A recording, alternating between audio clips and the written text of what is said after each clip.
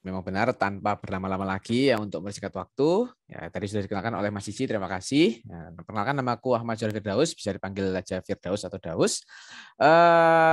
Seperti bilang Mas Cici tadi, aku sekarang juga posisinya mungkin sama kayak teman-teman sekarang. Aku adalah seorang mahasiswa juga, seorang pelajar juga, sehingga kita sesuai judul malam ini kita adalah belajar bareng. Ya, jadi aku dan kalian sama-sama belajar.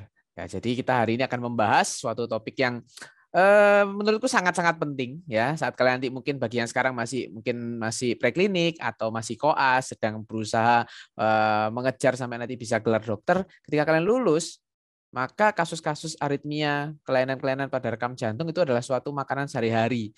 Entah kalian di puskesmas, di klinik, entah kalian di rumah sakit, pasti bertemu. Dan ketika bertemu kalian harus bisa menyikapinya dengan cepat ya, karena memang kita kadang tidak punya waktu lama untuk mungkin lupa recall lagi, baca buku kita nggak sempat, sehingga maka untuk EKG ini kita memang harus belajar secepat mungkin, seinstan mungkin, dan bisa menerapi setepat mungkin, intinya begitu. Nah, tanpa menunggu lama lagi, aku izin share screen dulu ya. Oke, gimana Mas Cici dan teman-teman, slide-ku tampak ya? Sip, kelihatan. Oke, siap. Bismillahirrahmanirrahim. Assalamualaikum warahmatullahi wabarakatuh. Hari ini kita akan belajar bareng yang pastinya seru dengan Ingenio dan Indra Isvan mengenai baca cepat EKG dan aritmia. Nah, apa sih yang akan kita pelajari malam ini? Ya, di malam yang singkat ini, yang kurang lebih 1 jam lah kira-kira. Pertama kita akan membahas sistematik ECG reading. Ya, kita tidak akan bisa membaca EKG secara cepat kalau kita tidak tahu basicnya dulu.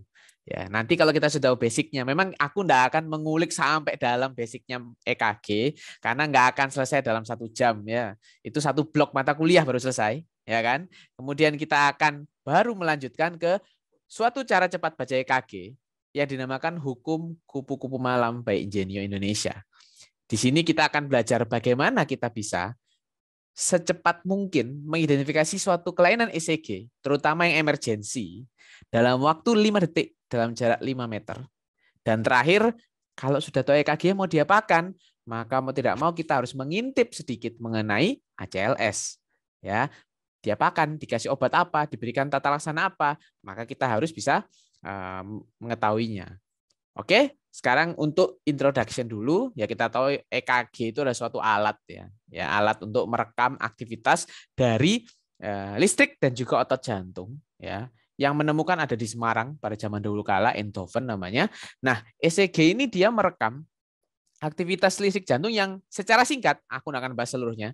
Secara singkat dia diawali suatu pacemaker ya, suatu sel jantung yang berperan sebagai pacemaker ya, yang dia memacu, yaitu namanya S-anode, sinoatrial node.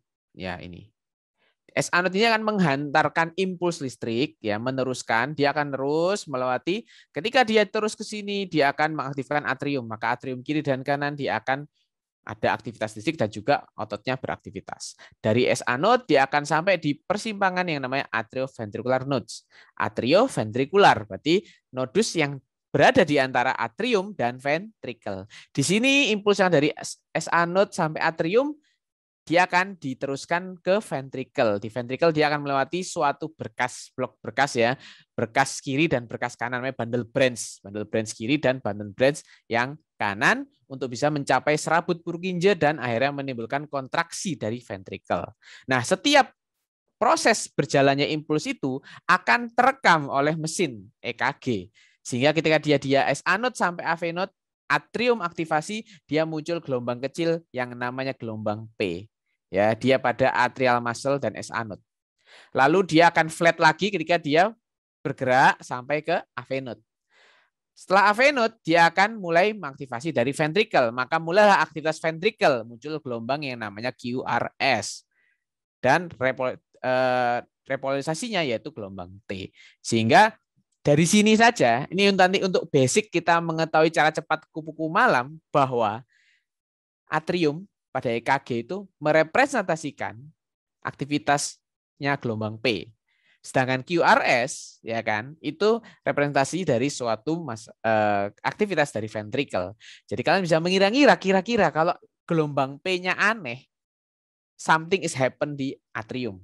Kalau QRS-nya yang aneh, Something is happen in ventricle. Kasarnya begitu, ya. Tapi detailnya memang tidak sesimpel itu. Kita harus belajar lebih jauh lagi, lebih banyak lagi. Tapi untuk sekedar mengenali suatu emergensi, dari situ kita bisa berangkat untuk mengenali apa kelainan ECG-nya. Nah, ini cardiac conduction system, ya. Dia adalah suatu gelombang yang memang muncul di kertas EKG disebabkan oleh aktivitas elektrik. Nah, di sini kita lihat ada yang namanya amplitude sama durasi. Kalau kita di Indonesia seringkali kita bilang lebarnya berapa, tingginya berapa. It's okay, memang itu yang paling gampang. Durasi atau panjangnya itu adalah, ya kita bilang panjangnya atau lebarnya itu adalah setiap satu kotak kecil itu 40 milisekon atau 0,04 sekon, dan tingginya, ya, yang namanya amplitude, setiap satu kotak kecil atau 1 milimeter itu adalah 0,1 milivolt. Ya, atau kita sering bilang adalah 1 milimeter. Ya, jadi kita harus tahu interpretasinya. Nanti di sini kita bisa untuk mengetahui adanya bagaimana heart rate seseorang, apakah dia lambat, apakah dia cepat, apakah dia normal. Kita hitung dari sini nantinya. Nah, EKG ini punya, tadi kita bahas ada gelombang P, ada QRS. Nah, ada apa saja di EKG? EKG itu punya satu gelombang atau wave. Lalu dia juga punya interval. Interval itu jarak antara satu gelombang ke gelombang yang lain, ya kan?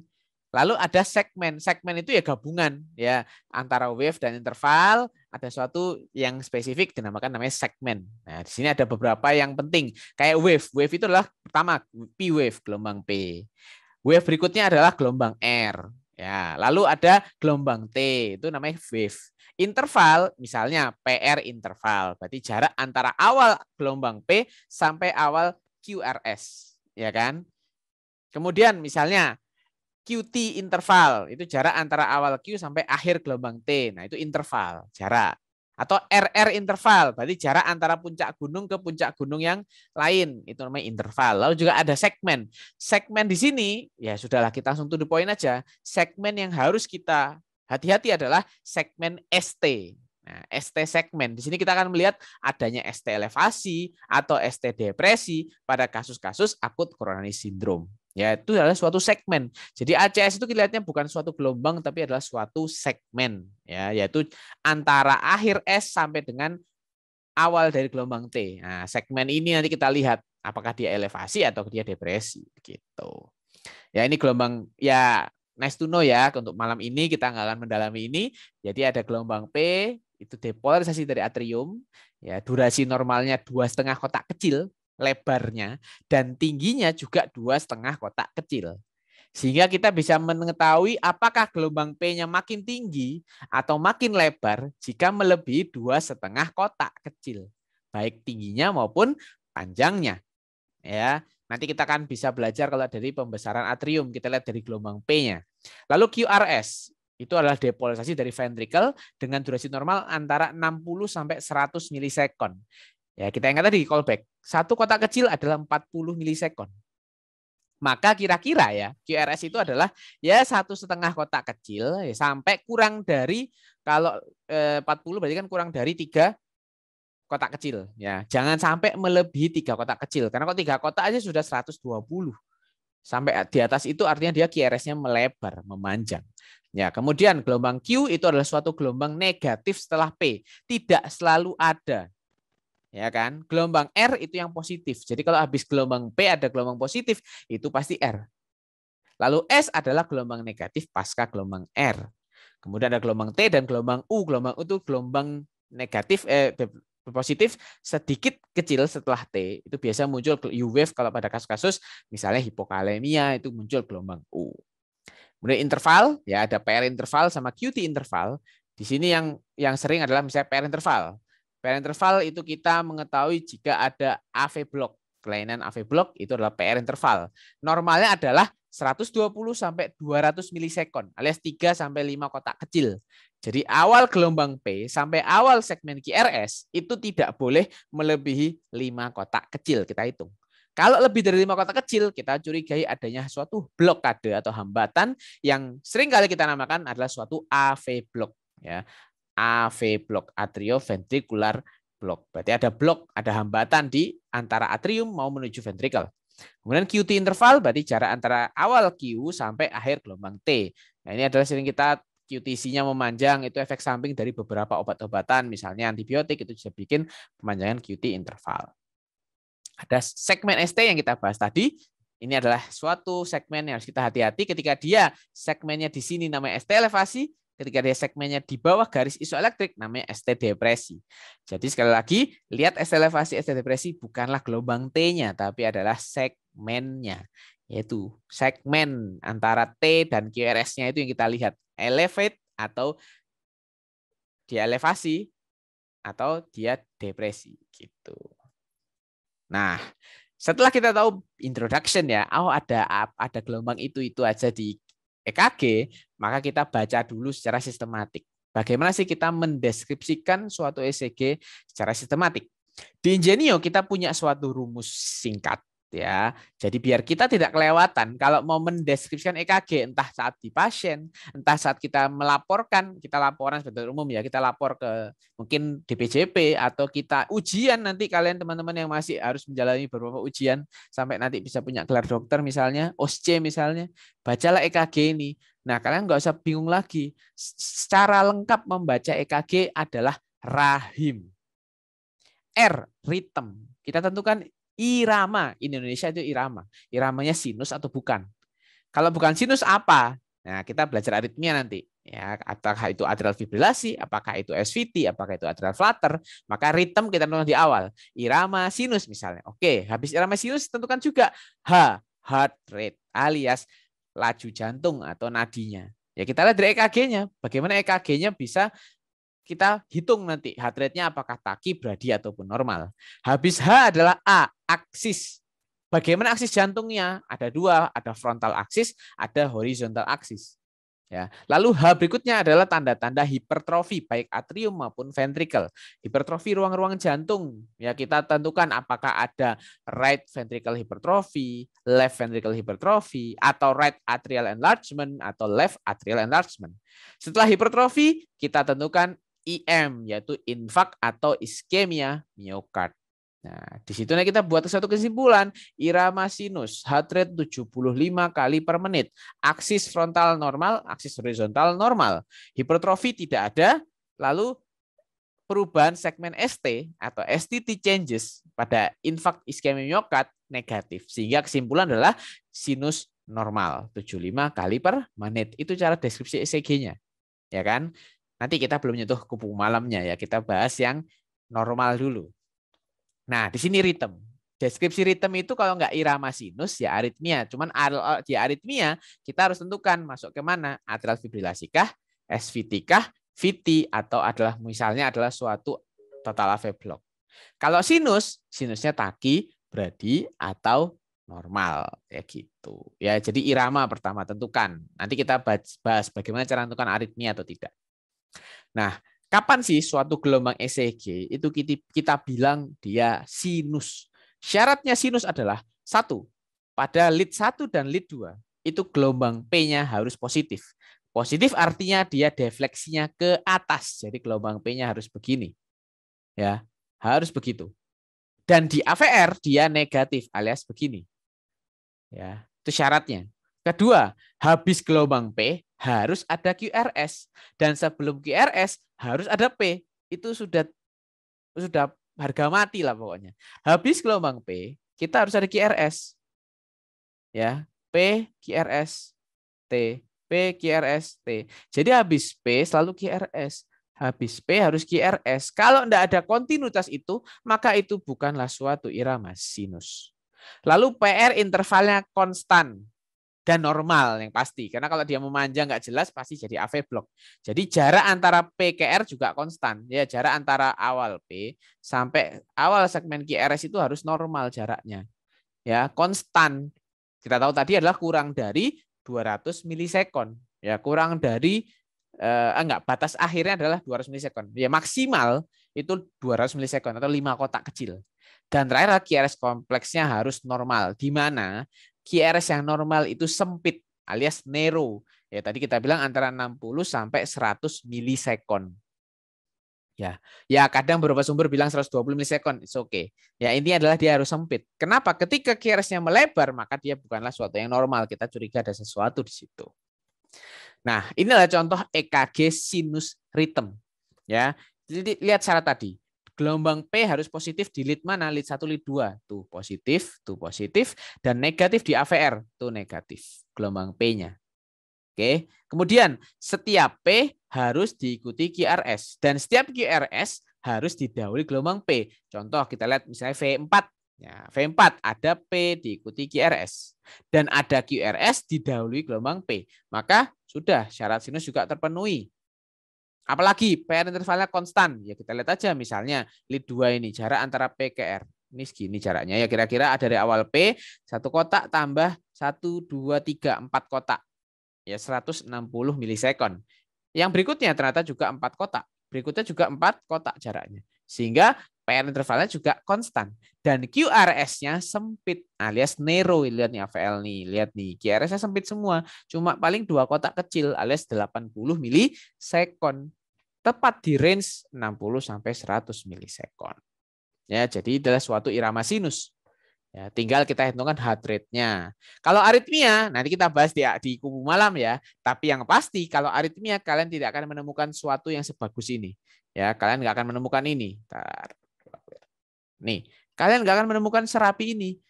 Karena apa? Kalau aritmia pasti kacau. Lu kayak gini gambarannya. Entah dia sandi rumput begini, entah dia ini VT aja gunung-gunung kembar gini, ya kan, gini-gini gambarnya.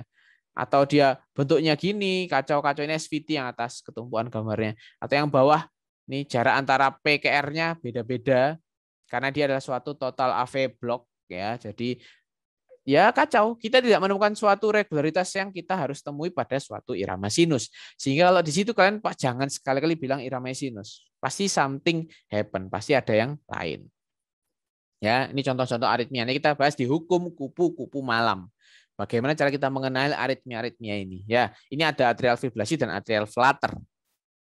Nah, setelah kita tentukan iramanya, kita tentukan heart rate-nya. Ya, heart rate-nya adalah heart rate-nya kita hitung per menit. Bagaimana caranya?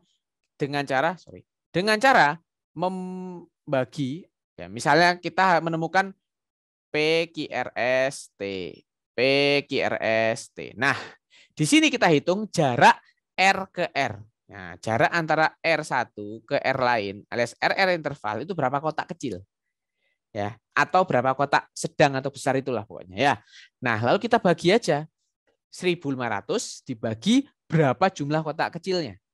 Atau kita pakai kotak besar 300 dibagi kotak besarnya.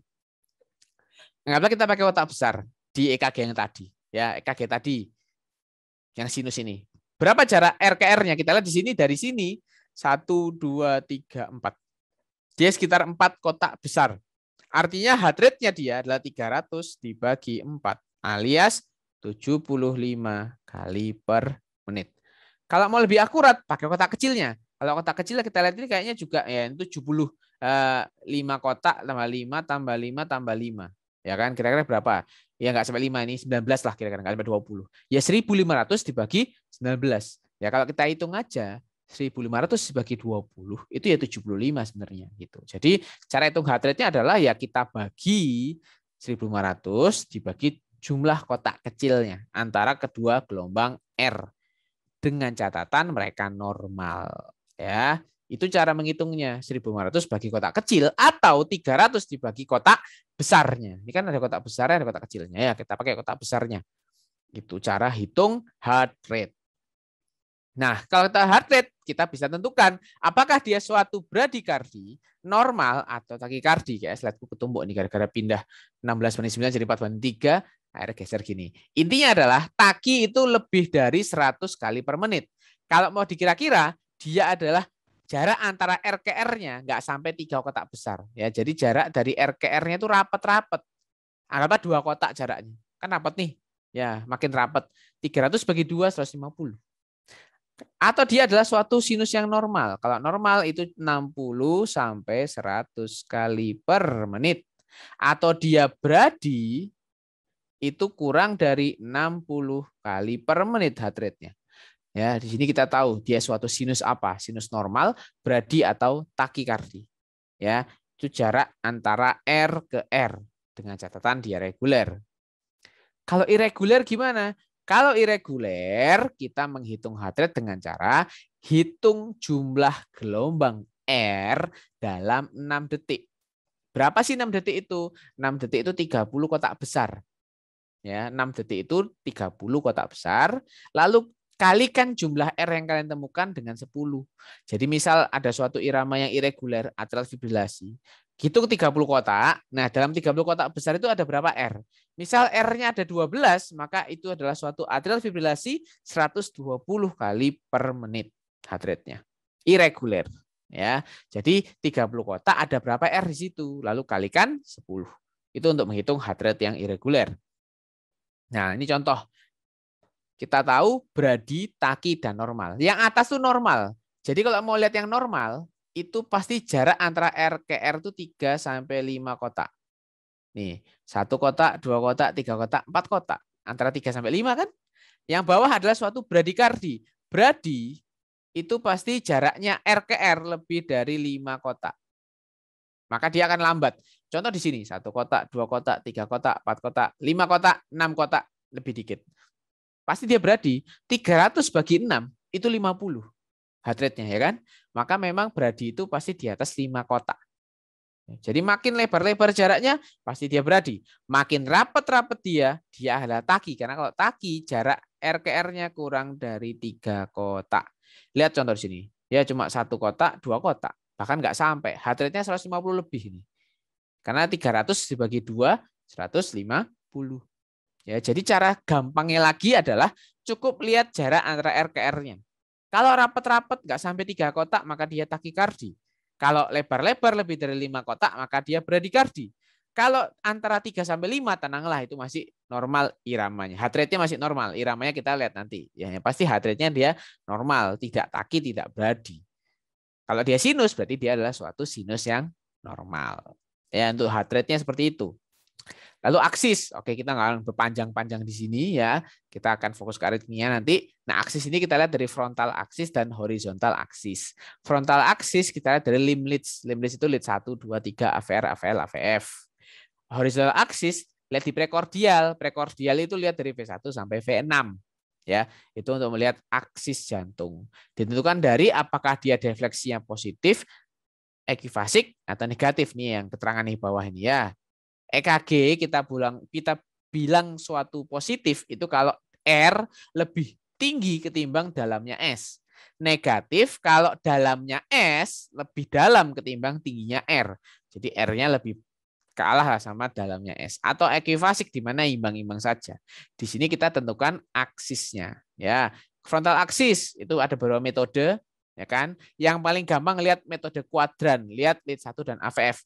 Kita langsung tembak aja gini. Jadi prinsipnya kalau melihat suatu aksis frontal, lihat lead 1 dan AVF. Bukan V1 ya, tapi 1. Ya, kita abaikan yang ini ya, biar kita nggak bingung. Lihat ini aja. Kalau lead 1-nya positif, alias dia defleksinya positif ke atas gini, dan AVF juga positif, maka dia normal aksisnya. Kalau dia lead 1-nya positif, sedangkan AVF-nya ternyata negatif, ke bawah, maka itu masih mungkin suatu LAD. Kita harus konfirmasi dengan metode 3 lead. Kita lihat lead lain. RAD, right axis deviation. Jika lead 1-nya negatif, dia dominan S. Dan lead AVF-nya positif, dominan R. Ya, itu RAD. Dan extreme axis itu jika dua-duanya, baik lead 1 dan AVF sama-sama negatif. Jadi dia ke bawah, ini juga ke bawah, sama-sama negatif, itu ekstrim aksis. Ya, yang ideal kalian harus menghitung itu vektornya ya kan. Tapi ya kita nggak ada waktu. Apalagi kalau kerja di IGD pasti nggak ada waktu untuk bisa menghitung aksisnya, vektornya seperti itu. Kemudian ini yang metode 3 lead ya, lead 1 AVF dan lihat lead 2 untuk membandingnya. Kita bisa skip ya. Penting kita pakai paham yang dua lead sudah tahu. Lalu horizontal aksis. Horizontal aksis itu keterangannya adalah normal, clockwise atau counterclockwise. Searah jarum jam, normal atau berlawanan arah jarum jam. Taunya dari mana? Taunya dari gini.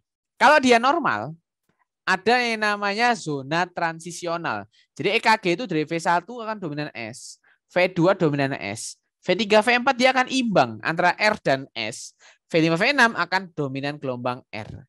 Jika zona transisional, alias zona di mana R dan S-nya berimbang, ada di antara V3, V4, tepat di tengah, itu tidak ada rotasi, alias horizontal aksisnya normal. Tapi ketika zona transisional bergeser, kalian menemukan gelombang RS-nya ini imbang ada di V1 atau V2, ya dia maju, maka dia adalah counterclockwise rotation, berlawanan arah jarum jam. Aksis horizontalnya jantung, ya, ke sini. Tapi kalau dia transitional zone-nya bergeser ke V5, V6, maka namanya clockwise rotation, ya, CWR.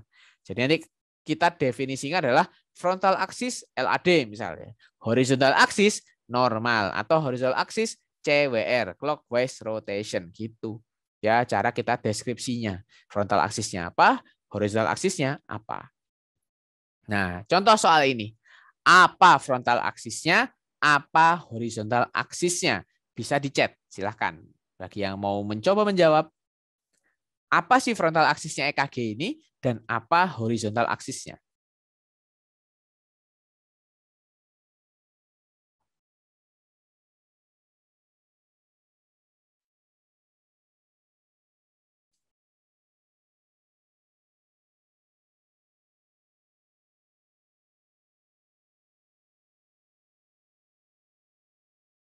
Oke. Di sini kita lihat lead 1. Lead satunya dominan gelombang R. Sorry. Dominan gelombang R. Di sini maka dia positif. AVF-nya ternyata juga dominan gelombang R, maka positif. Maka jika lead 1 positif dan AVF positif, maka frontal aksisnya normal. Bagaimana dengan horizontal aksisnya? Horizontal aksisnya kita lihat negatif, mulai agak ada R, ternyata RS-nya transitional zone di V4. Ya, zona transisional masih di V4 alias juga masih normal. Oke, aksis positif rotation. Ya, jadi sama-sama normal. Jadi horizontalnya juga normal. Horizontalnya juga normal. Jadi pada EKG ini aksisnya dua-duanya normal. Lalu frontal aksis dan horizontal aksis. Kita lihat. Di sini lead satunya negatif. Oke. AVF-nya ternyata dominan ke atas, positif. Maka apa frontal aksisnya? Silakan. Bagi yang mau jawab di chat, silakan di chat. Ya, negatif, positif. Sedangkan horizontal aksisnya kita lihat, zona transisionalnya kita lihat, ya kira-kira antara V4, V5. Ya tinggal lihat nanti kira-kira lebih tinggi mana. Ini rasa-rasanya sih antara ini Mas ya. Kita lihat chatnya dulu. Frontal aksisnya RAD. Oke, sepakat. Negatif, positif. Bagaimana horizontal aksisnya? Horizontal aksisnya dia adalah, ya, kalau dibilang clockwise bisa jadi karena ini transitional zone-nya bergeser ke sini ya. Antara V4 di sinilah kira-kira ya. Maka dia clockwise ya. Nggak bisa bilang kita normal karena V4 masih tidak yang paling imbang di V5 ya. Dia clockwise rotation. Oke, aksis ya gitu aja. Lalu kita hipertrofi. Hipertrofi kita lihat adanya LAE, RAE, RVH, LVH. Ya, kita juga ini hanya singkat aja ya, kita belum tahu aritmia. Kalau mau paham lebih banyak ini nanti ikut Ingenio kelas regulernya. Atrial enlargement kita lihat. Nah, kita tadi udah bahas di awal ya bahwa atrium itu diinterpretasikan di EKG sebagai gambarnya di gelombang P. Sehingga kalau kita ingin tahu atriumnya ada sesuatu atau enggak, ya lihatlah gelombang P. Gelombang P di mana? Gelombang P di lead 2. Paling gampang lihat lead 2 aja. Jadi normalnya gelombang P lead 2 itu ya gini, positif biasa. Dengan catatan ya tingginya itu kurang dari 2,5 kotak, lebarnya juga kurang dari 2,5 kotak. Itulah P yang normal. Tapi ketika kita ada suatu left atrial enlargement, pembesaran atrium kiri, maka akan timbul yang namanya P mitral. Nih, P mitral, yaitu gelombang P-nya memanjang dan jadi bertakik, ada kayak huruf M di situ, mitral M. Karena dia memanjang, dia lebih dari 2,5 mm. Ya, jadi P yang memanjang itu P mitral, punyanya left atrial enlargement. Sedangkan kalau satunya memanjang berarti satunya meninggi. Ya, P pulmonal dia namanya. Yaitu ketika tingginya gelombang P lebih dari 2,5 mm. Itu right atrial enlargement. Simple. Jadi kita lihat kelainan pada atrium, lihatlah gelombang P. Ya, memang ada syarat-syarat banyak lain. Ya, contohnya pada LAE ada P terminal force namanya. Yaitu gelombang gelombang di P-nya di V1 itu inversi lebih dari 1 mm. Itu P terminal force ya. Tapi ya itu perlu waktu kita untuk belajar lagi. Maksudnya enggak saat ini ya. Kita belajar lagi, ada banyak kriteria dari LAE, RAE, LVH, RVH. Ya, sekarang kita yang patognomonis dulu. Ada P mitral yaitu P-nya melebar, itu LAE. Ada P pulmonal ketika P-nya meninggi, meningkat, itu RAE. Lalu ada pembesaran ventrikular. Ya, ventricular enlargement, cara kita deteksinya mirip-mirip dengan cara lihat aksis yang horizontal. Jadi intinya adalah EKG itu tadi ya V1 dominan S, V2 S, V3 V4 adalah mulai transisi, V5 V6 adalah dominan R. Kita mengenali ada LVH, kira-kira adalah LVH itu kita curigai ketika di V1 V2 yang mana dominan gelombang S, gelombang S-nya akan makin dalam ke bawah sini. Dan di V5 V6 yang mana dominan gelombang R, R-nya akan makin tinggi. Ya. Nanti kita ada rumus-rumusnya. Menjumlahkan gelombang R di V5 atau V6 dengan gelombang S di V1 V2 lebih dari 35 kotak, itu maka LVH. Kriteria Sokolov-Lyon namanya. Nah, gitu-gitu itu artinya adalah apa? Ya LVH itu R-nya makin tinggi di V5 V6, S-nya makin dalam di V1 V2. Sedangkan kalau kita curiga adanya suatu RVH, ya kalau RVH itu kebalikannya. V1 V2 yang harusnya gelombang S, ini kok malah ada gelombang R muncul. Di V5 V6 yang harusnya tidak ada gelombang S, kecil aja begini, ini malah muncul gelombang S yang namanya S persisten. Jadi ya muncul begini di V5 V6. Itu tanda RVH. Ya, jadi sini bisa kita kenali secara cepat bahwa ketika suatu EKG yang V1 V2 S-nya dalam-dalam semuanya, yang V5 V6 tinggi-tinggi sampai menabrak atasnya, itu kita mulai curiga ada LVH. Lalu kita hitung nanti pakai kriteria. Tapi kalau kebalikannya, V1 kok ada gelombang R, V2 kok ada gelombang R, V5 V6 yang awalnya R kok ada gelombang S malah yang agak dalam, maka di situ kita curiga suatu RVH. Ya, jadi dengan sekilas dulu kita mencurigai ada pembesaran ruang jantung. Setelah kita curiga baru kita hitung pakai beberapa kriteria yang ada, benar atau tidak.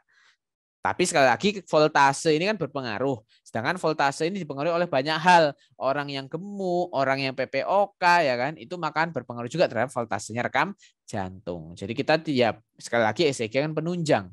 Nomor satu tetap adalah kita anamnesis pemeriksaan fisik. Gitu. Ini untuk beberapa kriteria LVH. Ada yang paling terkenal adalah Sokolov-Lyon sama Cornell. Tadi yang kita bahas Sokolov-Lyon. S di V1 tambah R di V5 V6 lebih dari 35 kotak kecil. Makanya kalau S-nya dalam banget di V1 dan R-nya tinggi banget di V5 V6, kalau kamu total, insya Allah dia lebih dari 35, maka dia LVH. Ya, itu adalah kriteria Sokolov-Lyon. Ada juga kriteria Cornell, itu R di AVL ditambah S di V3. Pada laki-laki lebih dari 28 itu LVH, pada perempuan lebih dari 20 itu LVH. Ada kriteria strain, ada kriteria macam-macam, banyak sekali kriterianya ya. Jadi ini yang paling umum kita pakai, yang paling sering bisa kita secara cepat deteksi. Tapi bagi kalian tetap nanti kita akan belajar terus, ada banyak belasan kriteria dari LVH macam-macam. Ya. Ini contoh LVH. Coba dilihat. S di V2 dalam banget. Sampai nabrak ke bawah. R di V5, V6 tinggi. Lihat di V5 berapa kotak ini. Sampai sini batasnya. Ini kan kira-kira 1, 2, 3, 4, 5, 6, 7. 7 kotak aja. Ini aja udah 35 gitu loh. Apalagi kamu tambahkan dengan ini.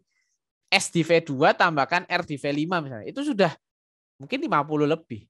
Jelas-jelas suatu LVH gitu. Orang hipertrofi ini kiri gitu. Dan ada juga strain pattern di sini. Ya, strain pattern kita lihat di slide sebelumnya. Strain pattern adalah suatu ST depresi dan T inversi di lead area kiri. 1 AVL V5 V6 lateral ya. Coba di sini di AVL ada ST depresi T inversi. Di 1 ST depresi T inversi. V5 V6 ST depresi T inversi, ST depresi, T inversi. Ya, jadi ini adalah suatu LVH. Sudah fix. Ya, ini adalah suatu LVH. Pakai Cornell pun kalian lihat V3S-nya tambah AVL-R-nya pasti lebih dari 28 kalau laki-laki ini. Ya, jadi ini adalah secara sekilas aja kita bisa mencurigai adanya LVH gitu.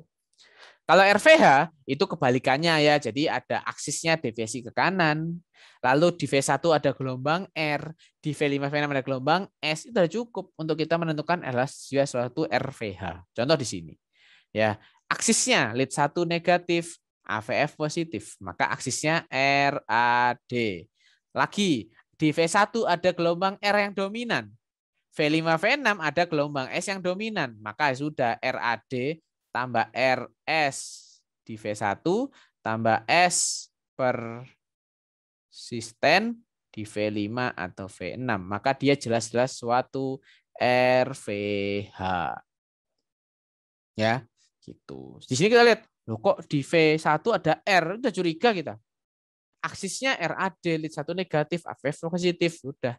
Di sini kita curiga ini adalah suatu RVH, pembesaran jantung sebelah kanan. Gitu. Belum strain pattern-nya, ya kan? Kemudian habis RHA, HI, M. Nah, kan rahim kan, rhythm, heart rate, aksis, hipertrofi, IM. IM itu iskemia dan infak miokard. Kita lihat apa? Kita lihat ST dan T. Segmen ST dan T. STT changes. Segmen ST-nya gimana? Apakah ada elevasi, apakah ada depresi, apakah ada T inversi. Jadi ST depresi dan T inversi itu menggambarkan suatu iskemia di area tersebut. Sedangkan ST elevasi, ini elevasi kan, ST elevasi itu injury atau infak, ya, sudah mati, sudah rusak. Kalau iskemia kan baru haus dan lapar ya, kurang-kurang asupan gitulah, karena sumbatannya masih ya sumbatan belum total lah. Tapi kalau udah STEMI itu biasanya total oklusi biasanya, dan sudah tutup buntu total, maka dia rusak sampai injury atau infak. Lalu juga ada yang namanya OMI, old myocard infarct. Kita lihat dari gelombang Q. Jadi gelombang Q normalnya nggak ada, itu lihat nggak ada gelombang Q kan sebelum R. Tapi kalau ada kasus tertentu, ini ada karena dia sudah mati duluan. Ini gelombang Q muncul, tapi ST-nya normal. ST dan T-nya normal. Jadi prinsipnya gini, kalau melihat kondisi saat ini, sedang terjadi apa? Lihatnya ST dan T. Kalau STT-nya normal, artinya sekarang tidak ada apa-apa. Lihat yang lampau, lihat gelombang Q. Kalau gelombang Q di situ sudah ada Q patologis, artinya di area itu sudah pernah terjadi suatu infarction. Jadi kalau Q-nya dalam, ada Q patologis, tapi STT-nya normal, berarti artinya sekarang tidak sedang ada proses apapun. Tapi dulu pernah ada.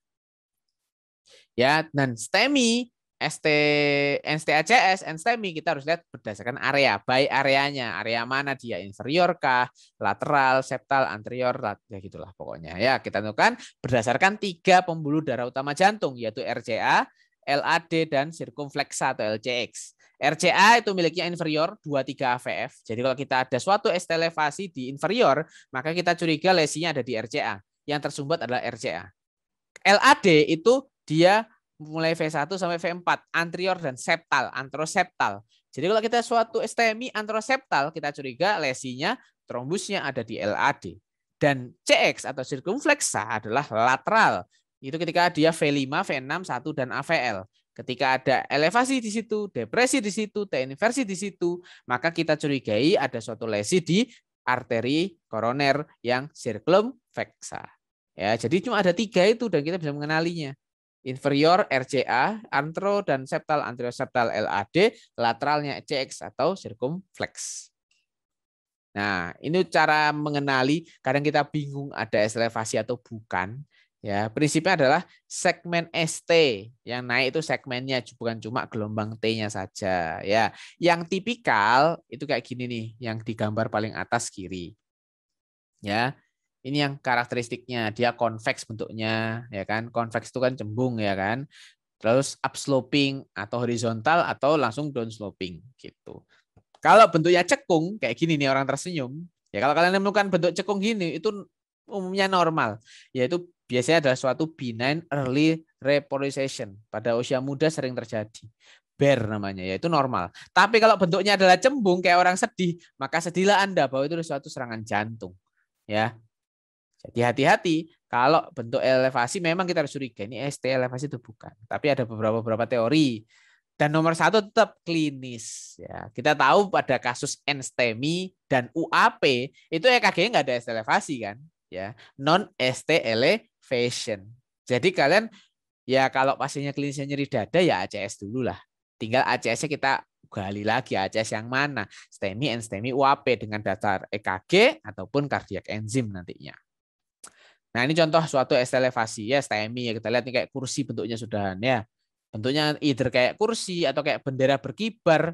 Ya ini udah jelas dia suatu STEMI. Ini inferior dan lateral, maka inferolateral ya. 2 3 AVF inferior, 5 6 lateral gitu. Ya, maka lengkaplah sudah. Ya, ini contoh EKG aritmia ya, atrial fibrilasi. Nanti kita bahas saja ya, ini AF. Mana kupu malamnya ini?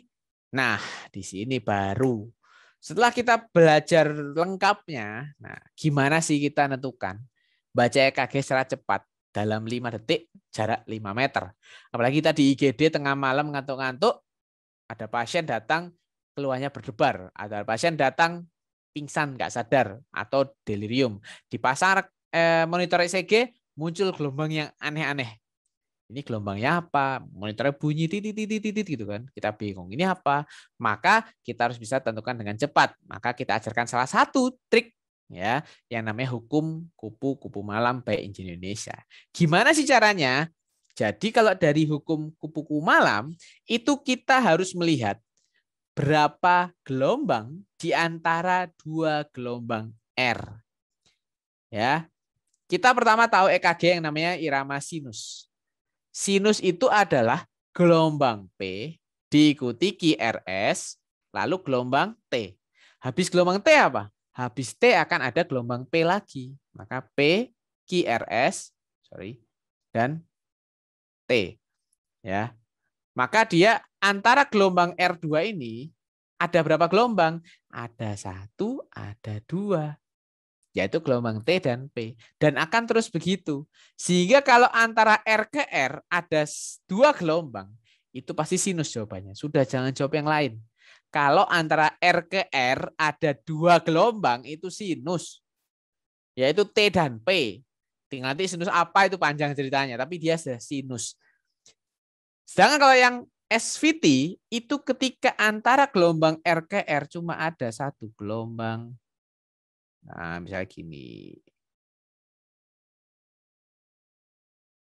Jadi antara R ke R cuma ada 1 ya. Antara R cuma ada 1 gelombang, 1 gelombang, 1 gelombang. Itu jelas sudah SVT di otak kepala langsung SVT. Ya, R ke R ada 1 gelombang. Lalu R ke R ada lebih dari sama dengan 3. Kan enak 1, 2, 3. Kalau 3 gimana? Kalau 3 itu pilihannya kalau nggak atrial fibrilasi, atrial flutter. Ya, coba aku pakai gambarkan. Nah, ya gambarnya gini.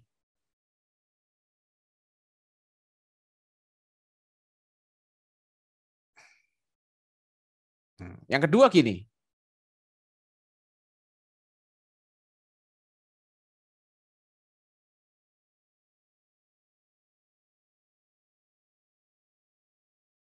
Nah, ini R ke R-nya, nih, R ke R, itu sama-sama lebih dari sama dengan 3 gelombang. Ya kan? Banyak kan gelombang itu? Banyak. Banyak ya kan? Kecil-kecil. Ya. Tapi bedanya adalah yang atas jarak R ke R-nya adalah reguler. Sedangkan yang bawah jarak R ke R-nya adalah irreguler, panjang pendek. Nah, di sini kalian bisa membedakan. Yang reguler itu umumnya adalah suatu atrial flutter. Kenapa kok atrial? Kenapa nggak ventrikular? Ya kita lihat tadi di awal, gelombang P itu atrium, QRS itu ventricle. Di sini QRS-nya sempit-sempit. Maka masalah bukan di ventricle. Di mana ya? Di atrium. P-nya hilang kok. Gelombang P-nya hilang. Maka atrial flutter. Yang bawah itu irregular. Namanya atrial juga, permasalahan sama. Tapi atrialnya adalah atrial fibrilasi. Ketika dia irregular. Ya, jadi kalau R ke R-nya 1 gelombang,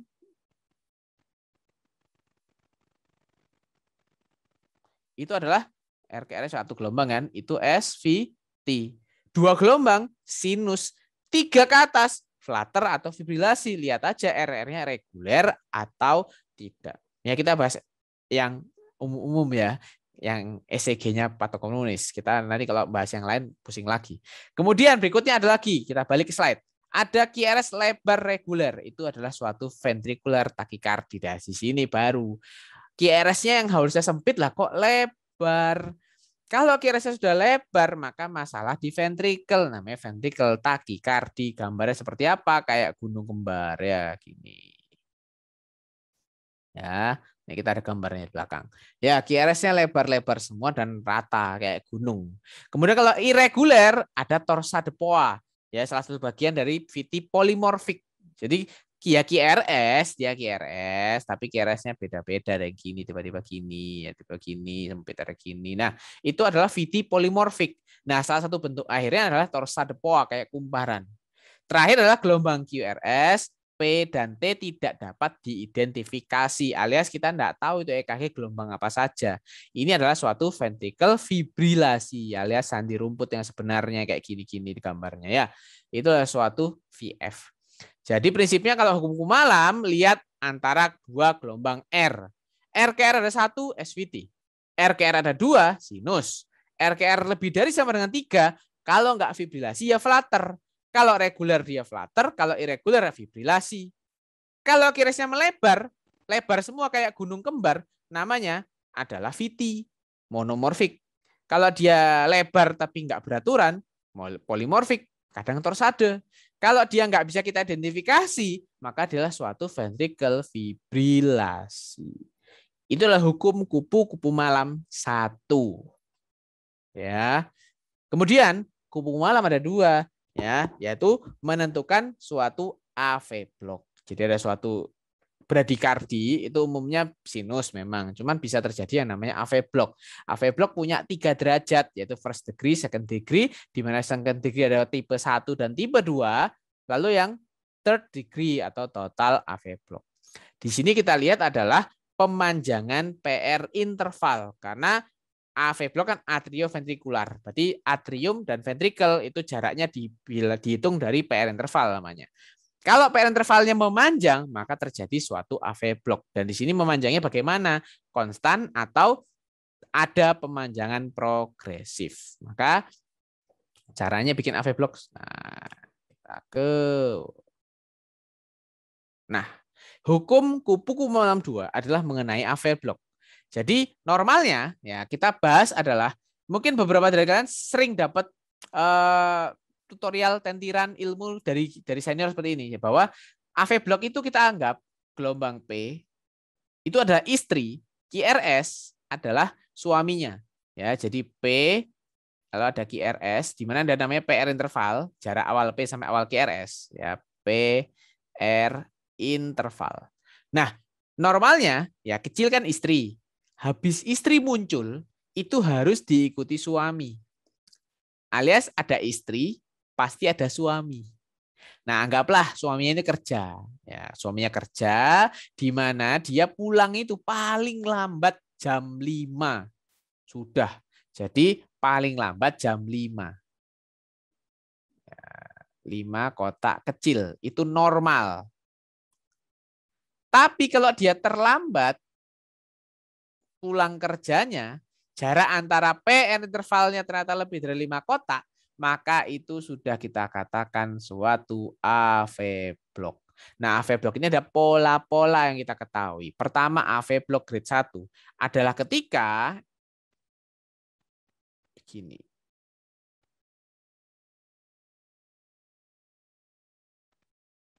Anggaplah hari pertama suami pulang jam 6.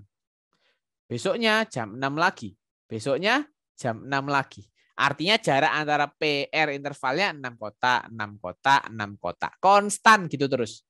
Terlambat pulangnya tapi tiap hari. Ya, lebih dari 5 kotak misalnya. Maka itu namanya adalah suatu AV block grade 1. Karena suami masih pulang. Walaupun telat, masih ingat sama istrinya. Ya, maka dia AV block grade 1 ya. Masih derajat 1. Semakin naik derajat, semakin kurang ajar suaminya nanti. Kedua, grade 2 punya 2 tipe. Yang pertama adalah ketika hari pertama si istri lalu suami pulangnya jam 6. Oke, telat. Besoknya suami pulang jam nambah jam 7 baru pulang. Besoknya nambah lagi jam 8 baru pulang. Lalu besoknya ditunggu-tunggu, enggak pulang. Baru pulang besok lusanya. Dan itu pun telat jam 6. Di sini ada suatu gelombang P yang tidak ada QRS-nya. Namanya adalah drop bit. Ya. Atau block bit. Yaitu ada suatu gelombang P, tidak ada QRS-nya. Lalu riset lagi. Yang berikutnya ada contoh yang berikutnya. Suami pulang jam 6. Ya kan? Besoknya jam 6 lagi. Besoknya dia jam 6 lagi. Telat kan, tapi konstan telatnya. Tiba-tiba tanpa tanda besoknya dia tidak pulang, baru pulang besok lusanya itu pun jam 6. Di sini juga ada drop bit. Nah, dari kedua tipe itu, yang pertama memberi tanda, makin lama makin telat pulangnya lalu hilang. Yang kedua tampak baik-baik saja tiba-tiba hilang. Ya, mana yang lebih parah? Kalau menurut survei ibu-ibu, biasanya yang paling parah yang kedua, nggak ngasih tanda. Sehingga ini adalah grade 2, Mobitz 2 atau tipe 2. Yang atas itu grade 2, tipe 1. Ya, jadi perpanjangannya progresif. 6 kotak, 7 kotak, 8 kotak, drop bit. Atau 6 kotak, 8 kotak, drop bit langsung. Ini adalah suatu progresivitas. Lalu dia riset lagi. Kalau dia tidak ada progresivitas kayak grade 1, tapi tiba-tiba ada drop bit, maka dia grade 2, tipe 2, Mobitz 2. Terakhir adalah suatu AV block ketika suami istri sudah bercerai. Bercerai adalah ketika P dan QRS-nya jalan sendiri-sendiri. Jadi kita akan menemukan gelombang P, gelombang P, gelombang P, gelombang P, gelombang P gitu ya. Dia jalan sendiri. Lalu randomly muncul gelombang QRS. Kadang QRS-nya di depan gelombang P, kadang bertumpukan sama gelombang P, kadang setelah gelombang P kayak orang normal di sini misalnya. Nah, di sini kita bisa lihat adalah jarak antara P ke P-nya akan sama terus sebenarnya. Dan R ke R-nya juga akan sama terus. Karena mereka denyut sendiri-sendiri. Normalnya kan ada kontinuitas. S anode, atrium, kasih isi ventricle, ventricle mompa. Atrium, ventricle, atrium, ventricle. Nah ini sudah jalan sendiri-sendiri. Jadi atrium, atrium, atrium, ventricle. Atrium, atrium, atrium, ventricle, atrium. Jadi kayak mereka jalan sendiri sudah. Tidak ada polanya. Udah nggak ada hubungan. Namanya AV block total ya. Jadi total AV block atau grade 3. Kok total? Ya karena blokade total. Nggak ada lagi hubungan antara atrium dan ventricle. Suka-suka mereka mau denyut sendiri gimana caranya. Ya, atrium memang secara ini denyut intrinsiknya lebih cepat. Ya, ventricle lebih lambat, sekitar 40 kali per menit saja. Sehingga memang nanti akan ada kalanya dia numpuk di situ seri 1 atau QRS dulu baru P, yaitu ciri khas dari suatu TAVB atau total AV block.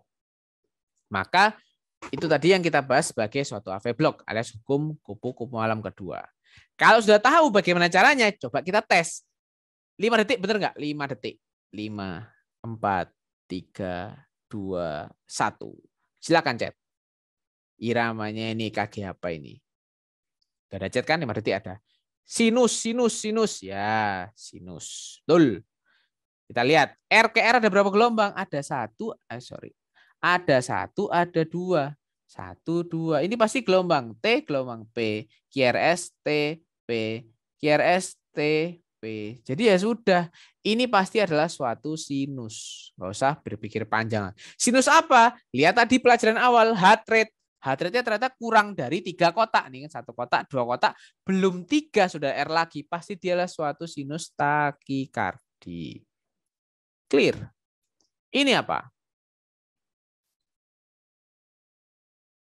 Ya ini adalah suatu sinus. Ini P, ini gelombang P, QRS, T. Ini yang artefak ya, nggak usah dihitung. Lihat yang jelas saja ini misalnya.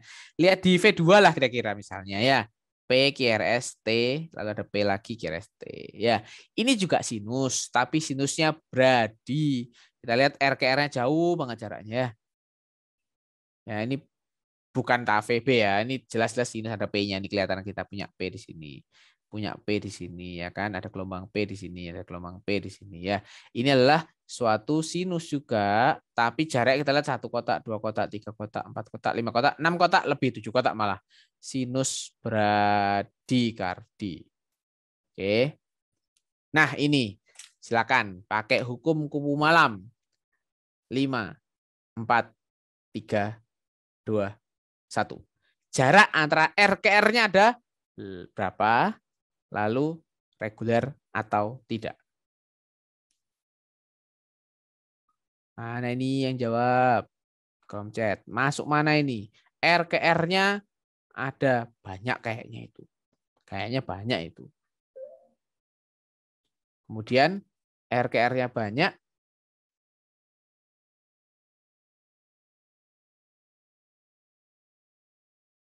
Oke, udah muncul jawabannya. Atrial flutter, flutter, flutter. Betul.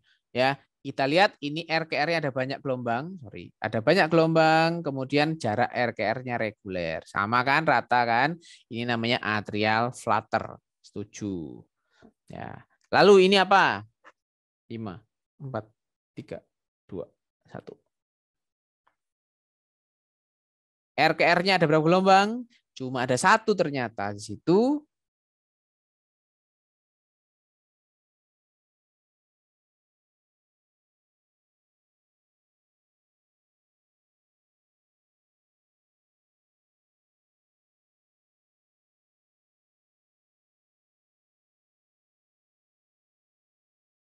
Oke, kita lihat. SVT ya kan.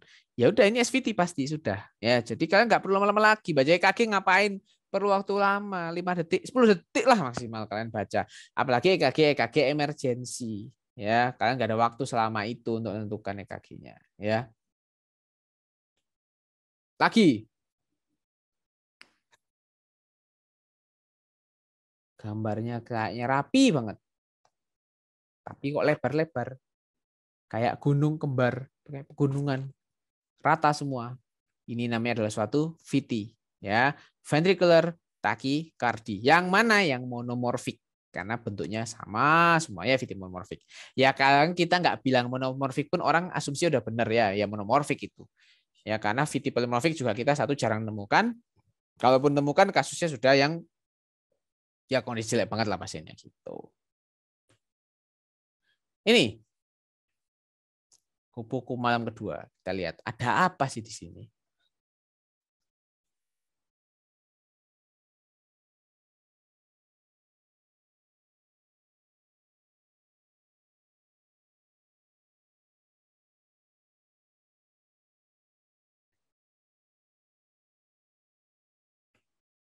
Oke, di situ ada AV block ya.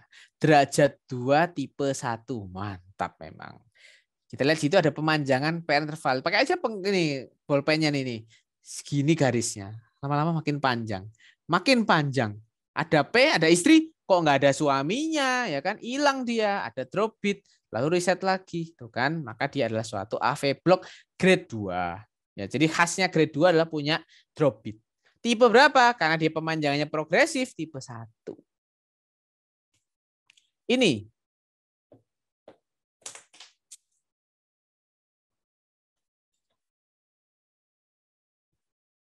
Tipe berapa ini?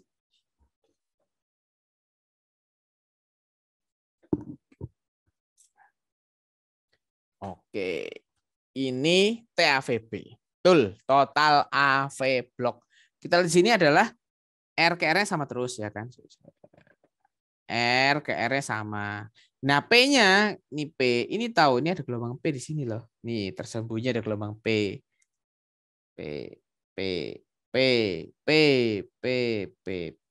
Jarak antar P ke P-nya sama terus, QRS-nya sama terus, dan mereka jalan sendiri. Itulah suatu TAVB atau total AV block. Ya. Jadi ya itu adalah EKG utama yang kalian bisa kenali hanya dengan jarak sekian detik aja pokoknya. Ya, 5 meter, 5 detik beres. Tapi nggak sampai situ. Terus kalau kalian mau tahu data EKG mau diapakan ya, mau nggak mau kalian harus mengikuti guideline. Apa sih guideline yang terbaru bilang ya? Jadi kita punya suatu guideline yang ternyata baru diupdate tahun 2020, yaitu ACLS, dan masuk di Indonesia, masuk ke pelatihan ACLS Indonesia tahun 2021. Jadi guideline ini masih fresh, ya, masih perlu sosialisasi lebih lanjut.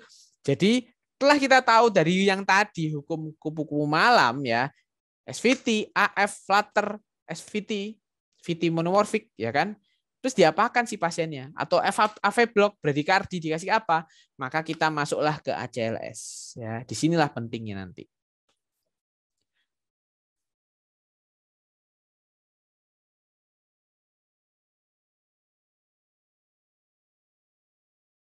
Oke, ini ada yang tanya sih di chat. Nanti ya kita jawab di sesi diskusi ya. Udah tak tangkap pertanyaannya.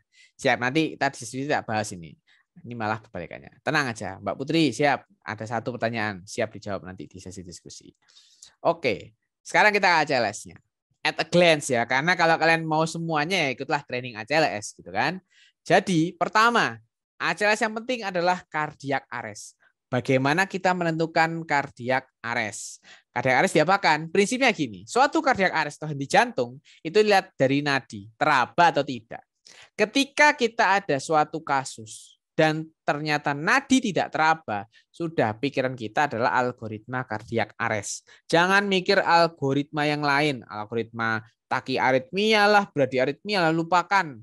Kalau pasien nggak ada nadi ya algoritmanya algoritma cardiac arrest. Di mana cardiac arrest pilihan cuma dua, DC shock atau defibrilasi atau shockable ini. Sorry. DC shock atau yang shockable ini, atau dia non shockable yaitu hanya RJP. Nah, bagaimana tentukannya? Kita lihat aja. Yang shockable itu pulseless VT ya. P itu P kecil itu stands for pulseless ya. Pulseless VT atau VF. Gambarnya gimana sih pulseless VT? VT pulseless kan gambarnya ya VT gini kan. Ya kan, gini VT. Kalau VF gimana? VF kan gini ya kan, kacau gini VF. Ya. Kalau asistol, ya asistol biasa di film-film ya, tut gitu. PA, PA itu pulseless electrical activity. Pulseless electrical activity. Dia nggak ada nadinya, pulseless, tapi ada electrical activity-nya. Ya, jadi dia nggak ada nadi tapi ada electrical activity sehingga ada QRS 1 hilang lama gitu. Terus QRS lagi hilang lama gitu. Jadi kayak bradikardi. Tapi kalau pas ada EKG-nya muncul, kita raba nggak ada nadinya. Itu PEA. Di sini kita lihat bahwa kalau EKG-nya rame kayak pasar, tuh berisik kan monitornya, gitu kan. Pasien nggak ada nadi, EKG rame kayak pasar. Maka kita ramaikan aja, kita defib, strum listrik, defibrilasi atau DC shock. Tapi kalau pasien nggak ada nadi, kita cek irama di monitor ternyata sepi juga kayak kuburan, ya sudah nggak usah ribut-ribut, RJP aja, nggak usah mainan listrik-listrik. Ya, jangan sampai asistol kalian defib. Ngapain, gak ada gunanya ya. Jadi kalau asistol PEA sepi-sepi aja ya sudah, RJP dengan sunyi ya sampai selesai. Tapi kalau dia adalah suatu irama yang rame, VT dan VF, langsung hajar dengan defib atau DC shock. Tapi perlu diingat, jangan sampai lupa bahwa setelah kita defibrilasi atau DC shock, jantung kita tuh kayak di reset. Jadi ada periode dia sesaat mungkin berhenti dulu. Sehingga habis defib atau DC shock, langkah kita selanjutnya harus tetap RJP. Jadi nggak ada ceritanya habis defib jedet pakai ya jebret pakai listrik langsung lihat monitor langsung sinus, nggak ada. Itu di film-film kali ya. Habis defib jebret RJP dulu. Nanti habis RJP baru dipikir evaluasi ulang ya. Habis defib RJP itu prinsip di otak kalian. Nanti udah kerja ya. Habis defib ya RJP. Habis RJP baru lihat monitornya, lihat ininya, lihat itunya. Gitu.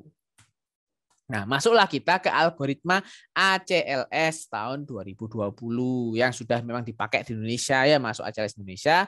Jadi ketika kita menemukan suatu kasus adult cardiac arrest, kita bahas dewasa ya hari ini, adult, maka di rumah sakit, ini lokasi di rumah sakit ya karena advance ya, di vaskes lah seenggaknya.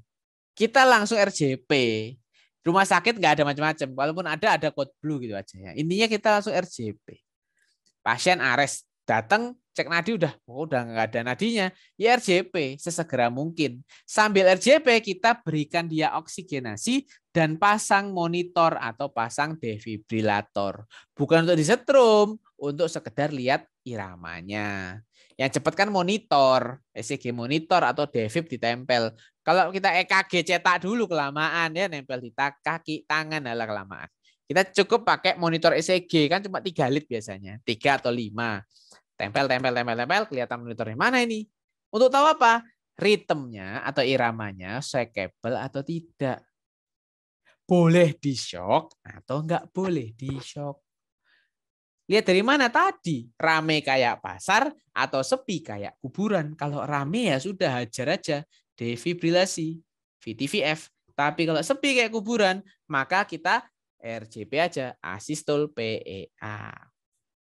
Nah, anggaplah kita temukan pasien ternyata iramanya adalah rame kayak pasar. Waduh, VT, VF. Nadi nggak teraba. Maka langsung ambil defib, kita tempel, I'm clear, you're clear, everybody clear, jebret, shock listrik.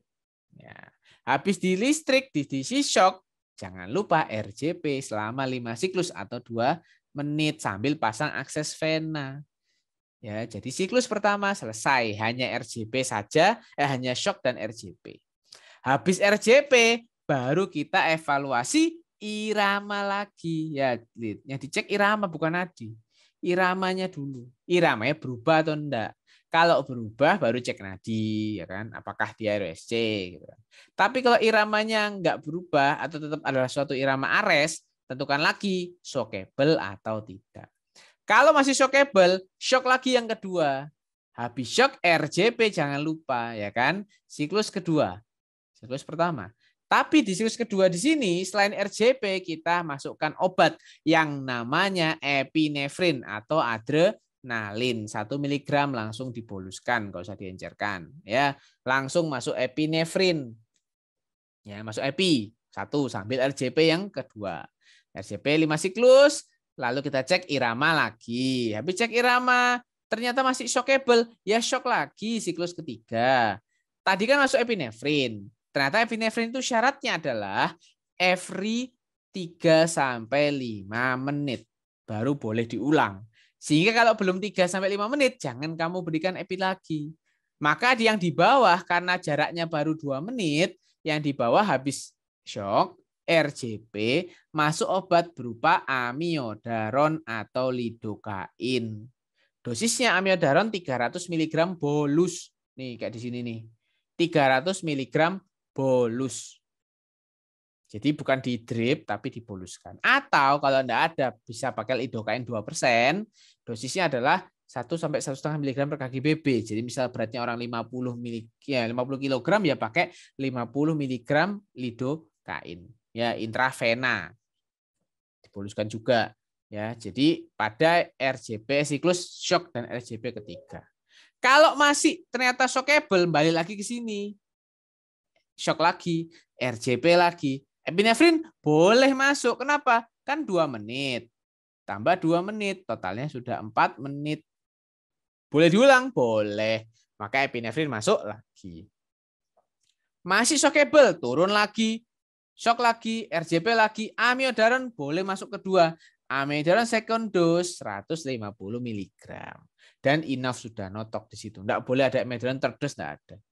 Ya, jadi kalau pada kasus VTVF ya, habis shock dan RJP, siklusnya adalah shock RJP epi, shock RJP amio. Shock RJP epi, shock RJP amio. Bedanya adalah amio yang kedua cuma 150 mg. Jadi selang-seling, epi amio, Nggak ada amio lido, itu aja. Itu yang terbaru. Nah, gimana kalau di asistol PEA? Kalau asistol PEA, langkah pertama kita adalah di sini tertulis epinefrin as soon as possible. Jadi di sini sambil kalian memulai RJP, nggak usah menunggu ada IVIO akses, hajar epinefrin secepat mungkin. Misal tangan kanan ambil infus, tangan kiri langsung injeksikan langsung di kubiti itu di radial di vena ini kubiti langsung dimasukkan gimana atau di pergelangan tangan masukkan aja langsung. ya, sambil yang tim lain mencari akses vena. Jadi pada yang terbaru ini epinefrin yang semakin cepat diberikan itu bisa meningkatkan survival. Jadi sekarang nggak usah nunggu dapat akses vena, langsung aja RJP epinefrin as soon as possible. Ya, langsung di siklus pertama RJP epinefrin hajar masuk. Kalau ada gagal nafas pakai intubasi. Setelah kita RJP 2 menit dan epinefrin, cek iramanya masih shockable atau tidak. Kalau shockable, kalau non shockable berarti RJP. Masuk obat enggak? Enggak usah. Karena epinefrin kan setiap 3-5 menit. Sedangkan ini baru 2 menit RJP. Maka belum ada tempat untuk epinefrin. Dia akan masuk lagi di siklus berikutnya. Dan berikutnya kosong lagi. Sehingga pada PA sistol itu epi kosong. Ya, setiap RJP-nya begitu. Tapi kalau pada VT-VF, sejak siklus kedua, setiap RJP epi amio. RJP berikutnya epi. Berikutnya amio lagi yang second dose. Kalau pada PA sistol, RJP sekarang epi, RJP berikutnya kosong. Lalu epi kosong terus begitu sampai muncul indikasi RJP dihentikan. Gimana kalau terjadi perubahan irama yang awalnya shockable jadi non atau sebaliknya? Kalau terjadi seperti itu, kita cocokkan dengan dosisnya epinefrin. Ya, kalau kayak gitu kita sesuaikan dengan dosisnya epinefrin. Ya, dosis epinefrin, kalau dia sudah masuk epinefrin, ya, kalau dia sudah masuk epinefrin, di sini misalnya di posisi di sini. Ternyata jadi shockable, kita lihat pindahnya kemana? 5 atau 7. Kita kasih pilihan nih, pindah ke 5 atau ke 7. Enaknya pilih mana? Enaknya karena dia habis epinefrin, nggak mungkin kita masuk ke nomor 5. Karena kalau masuk nomor 5, dia akan dapat epi lagi, padahal belum waktunya. Sehingga kalau dia habis dapat epinefrin, RJP dan berubah irama jadi yang non shockable atau sebaliknya, ya, maka carilah tempat yang mana tidak ada masukkan epinefrin di sana. Jadi kalau dia ternyata dari sini masuknya harusnya ke 7 karena dia habis itu shock RJP amiodaron yang masuk. Karena dia barusan masuk epinefrin. Begitupun sebaliknya, kalau habis shock RJP epi terus berubah jadi asistol PEA, pindahnya ke 10 atau 11. Dalam hal dia sudah barusan masuk epinefrin, kita pakainya ke 11, yang mana kosongan aja.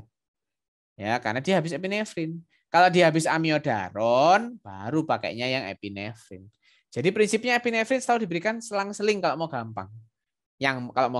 Kalau mau akurat ya setiap 3 menit pakai timer. Terlepas dari siklus RJP-nya 3 menit masuk epinefrin pokoknya. Gitu. Untuk menjamin ketepatan masuknya epinefrin.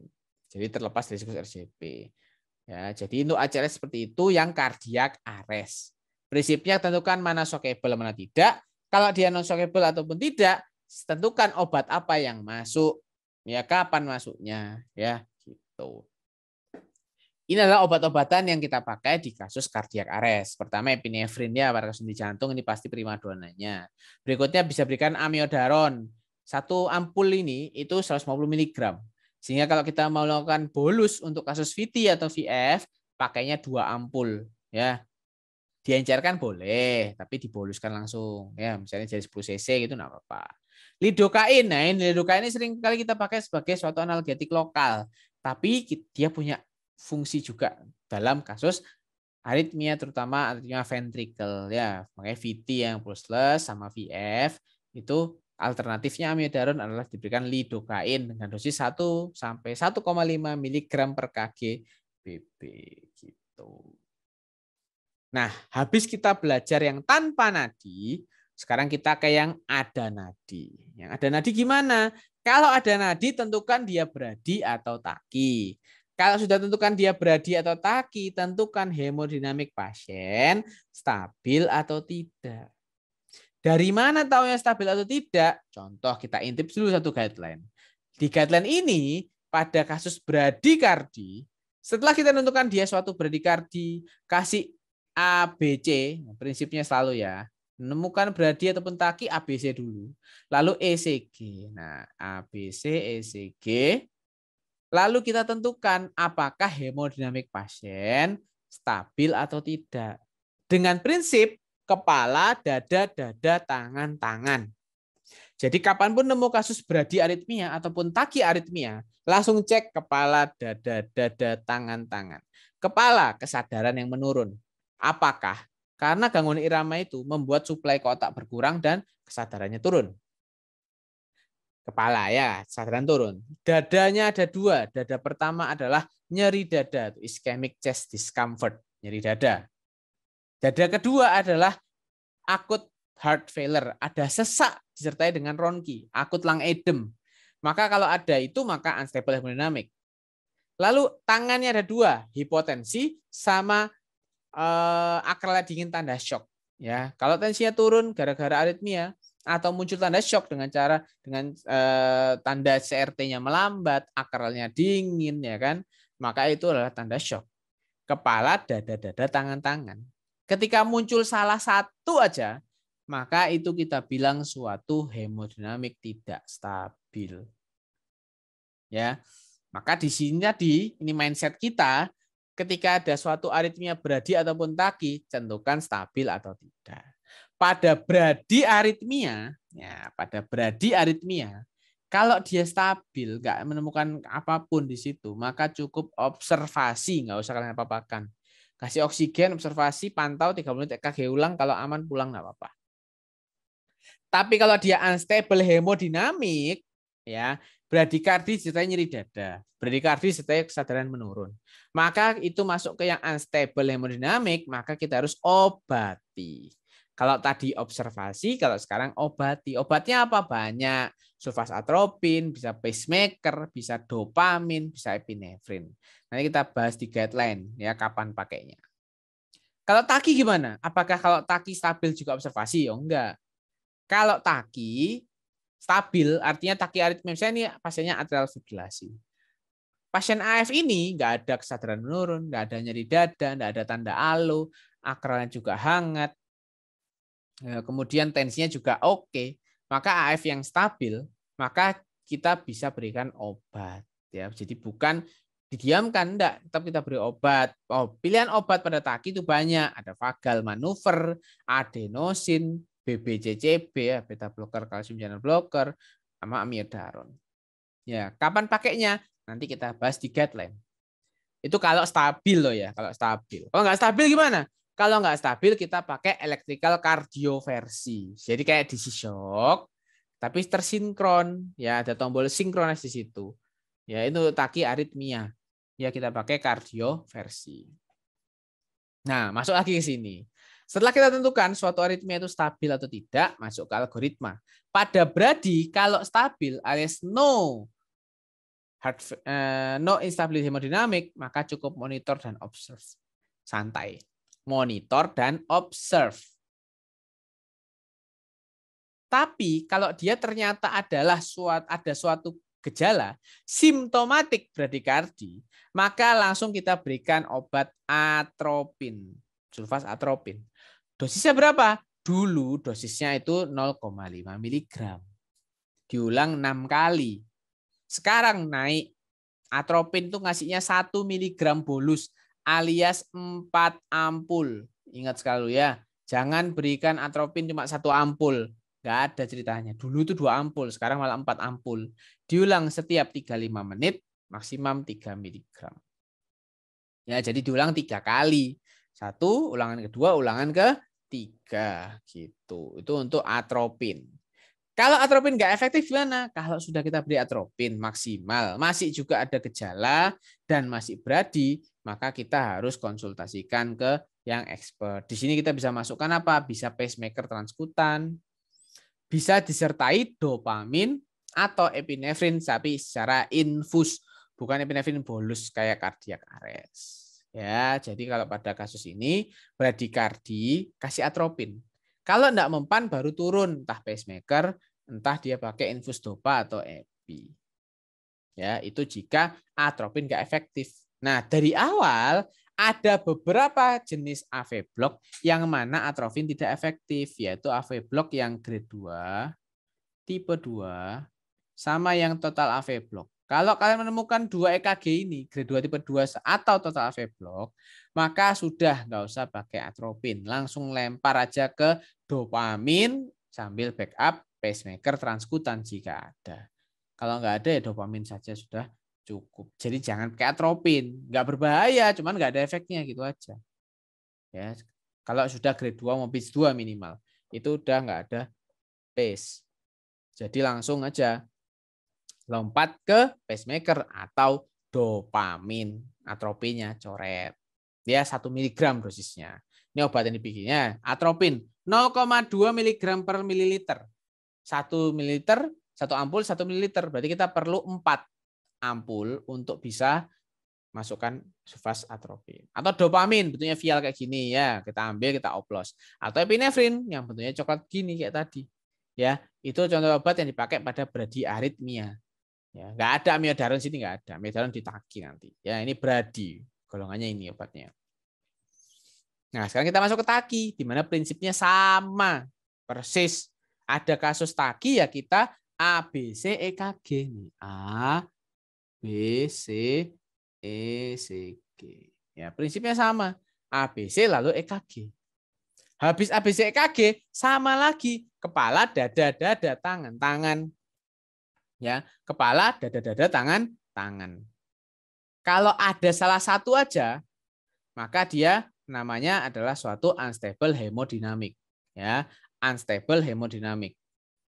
Kalau dia nggak ada sama sekali, maka dia masuk ke stable hemodinamik. Ya, masuk ke yang namanya stable hemodinamik. Pada bradi, kalau stabil, dia kita observasi. Kalau nggak stabil, maka dia kita obati dengan obat-obatan tadi. Pada taki beda sedikit. Kalau dia stabil, justru kita obat-obati. Nih, kalau dia stabil, lihat masuknya dia lebar atau tidak aritmianya, QRS-nya ya. Kalau QRS-nya adalah QRS yang lebar, nih yes, cuma satu pilihannya yang reguler. Karena kalau irregular biasanya pasiennya kondisinya unstable hemodinamik. Anggaplah kasusnya adalah VT, kan dia lebar QRS-nya. Pada VT dikasih apa? Lihat optionnya, adenosin hanya jika reguler. Maka ada obat namanya adenosin, boleh dipakai, boleh. Tapi rekomendasi adalah yang kedua, anti-arrhythmic infusion. Obat infus anti-aritmia. Apa itu? Lihat di kolom ini. Ada prokainamid, ada amiodaron, ada sotalol. Di mana dari 3 ini yang ada di Indonesia cuma 1, yaitu amiodaron. Sehingga ada kasus VT, ya kita ingat ada VT, ada banyak jadi kan. VT ini bisa ares, bisa ada nadi stabil, bisa ada nadi nggak stabil, muncul di mana-mana. Ya, ada kasus VT, first line-nya adalah amiodaron, dilakukan drip 150 mg dalam 10 menit, lanjut maintenance. Ya, itu untuk VT. Pertimbangan adenosin boleh, ya. Itu hanya pertimbangan, tapi yang utama dipakai adalah yang infus anti-aritmia yaitu berupa amiodaron. Itu kalau QRS-nya lebar. Kalau QRS sempit, wah banyak pilihannya. Ada sinus, ada SVT, ada atrial fibrilasi, ada atrial flutter misalnya. Maka kalau dia QRS-nya sempit, langkahnya pertama vagal manuver, hanya jika dia suatu SVT atau sinus. Ya, jadi vagal manuver itu hanya dipakai saat EKG-nya SVT atau sinus takikardi ekstrim. Selain itu jangan di vagal, nggak mempan. Habis vagal kalau nggak mempan adenosin. Lagi adenosin itu untuk yang reguler yaitu suatu SVT. Ya, jadi ini juga SVT. Lalu berikutnya beta blocker atau CCB. Nah, CCB-nya diltiazem. Beta blockernya harusnya IV metoprolol tapi atau sotalol. Tapi beta blocker intravena di Indonesia tidak tersedia. Ya, jadi langsung masukkan adalah kalau ternyata QRS-nya sempit, maka kita lakukan manuver-manuver berikut di bawah. Misalnya, kalau pada SVT ya, itu bisa vagal. Vagal nggak mempan, kita pakai adenosin. Adenosin masih enggak mempan juga, maka kita pakai beta blocker atau calcium channel blocker. Tapi kalau pada atrial fibrilasi, atrial flutter ya kan, dan lain-lain ya, maka itu kita bisa langsung lompat ke beta blocker atau CCB. Ya, jadi pada SVT itu silahkan vagal, nggak mempan. Vagal itu salah satu yang tergampang adalah pijat karotis ya. Jadi raba arteri karotis kita pijat melingkar selama sekitar 10 detik. Ya, itu adalah salah satu caranya untuk melakukan vagal manuver. Ya, kalau reguler SVT itu bisa vagal, nggak mempan vagal adenosin. Adenosin pemberiannya harus cepat bolus nih, 6 mg IV rapid IV push ya. Dilanjutkan dengan bolus NS. Kenapa? Karena half life-nya dia cuma sekitar 10 detik. Kalau kita dorong masih di tangan sudah hilang dia. Ya, masih di ketiak mungkin sudah hilang. Maka kita harus dorong dia pakai flash. Ya, untuk SVT. Untuk yang lain, AF flutter ya kan. Itu bisa langsung pakai beta blocker atau CCB. Itu kalau hemodinamiknya masih stabil. Gimana kalau hemodinamiknya nggak stabil? Ya, ada nyeri dada pasiennya sinkup misalnya. Pasiennya ada heart failure akut, ada alo, edem semua. Terus gimana? Kalau kondisinya nggak stabil, kita pakainya kardioversi tersinkron. Synchronized cardioversion. Ya, itu. Kardioversi pakai dosis apa ini? Dosisnya ada kotak kecil di bawah, sesuaikan dengan jenis aritmianya. Kalau dia narrow reguler, sempit reguler, berarti dia SVT misalnya. QRS-nya sempit dan reguler atau flutter yang reguler. Ya maka kita pakai dosis 50 sampai 100 joule inisialnya. Lalu bertingkat terus sampai dosis maksimal kalau belum kembali ke sinus. Lalu kalau sempit irreguler ya cuma satu ya, atrial fibrilasi. Lalu lebar dan reguler. Lebar dan reguler itu juga punya satu, punya EVT ya, QRS lebar dan reguler. Maka dia pakainya amiodaron. Dan terakhir lebar irreguler itu biasanya masuknya kan torsadropoa. Sehingga kalau lebar irreguler itu langsung didefibrilasi saja. Gitu. Nah, ini contoh obat-obatan yang kita pakai saat kasus takiaritmia. Pertama bisa adenosin ya pada kasus SVT, lalu ada digoxin. Nah, ini tambahan ya. Digoxin itu bisa untuk kasus atrial fibrilasi dengan cara menurunkan heart rate control.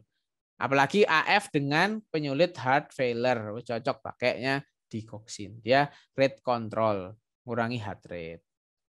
Ya, itu untuk tetasan. Kemudian ini CCB diltiazem. Ini amiodaron lagi. Ya, di sini berarti ada amiodaron, adenosin, BB, beta blocker yang nggak ada karena memang nggak ada di Indonesia ya, beta blocker IV di Indonesia. Ya, BB. Lalu CCB ada CCB, calcium channel blocker. Terus obat antiaritmia lain, kayaknya ada vargoxin ikut di situ ya, digoxin isinya. Itu juga antiaritmia. Nah, selesai sampai sekarang. Ya, berarti sekarang tinggal sesi diskusinya. Gimana Mas Cici dan teman-teman yang mau ditanyakan? Sambil tadi ada tanya satu ya, Mbak siapa? Dari Putri ya, Dok? Mbak Putri ya tanyanya tadi. Mbak Putri itu tanyanya adalah kalau PR interval memanjang, masih tadi pertanyaannya. Kalau PR interval memanjang namanya AV block. Kalau memendek gimana? Ya kan? Nah, kalau memendek gini. Sebenarnya kalau PR interval memendek itu ada beberapa kelainan. Ada yang namanya Wolff Parkinson White WPW ya kan. Itu namanya sindrom preeksitasi. Ya, jadi PR interval memendek. Apakah selalu itu? Enggak juga ya kan. Ada banyak. Ada juga yang namanya SA block. Ya, sinoatrial block. Berarti blokirnya di situ. Jadi juga bisa bikin gambarnya kadang dia memendek gitu.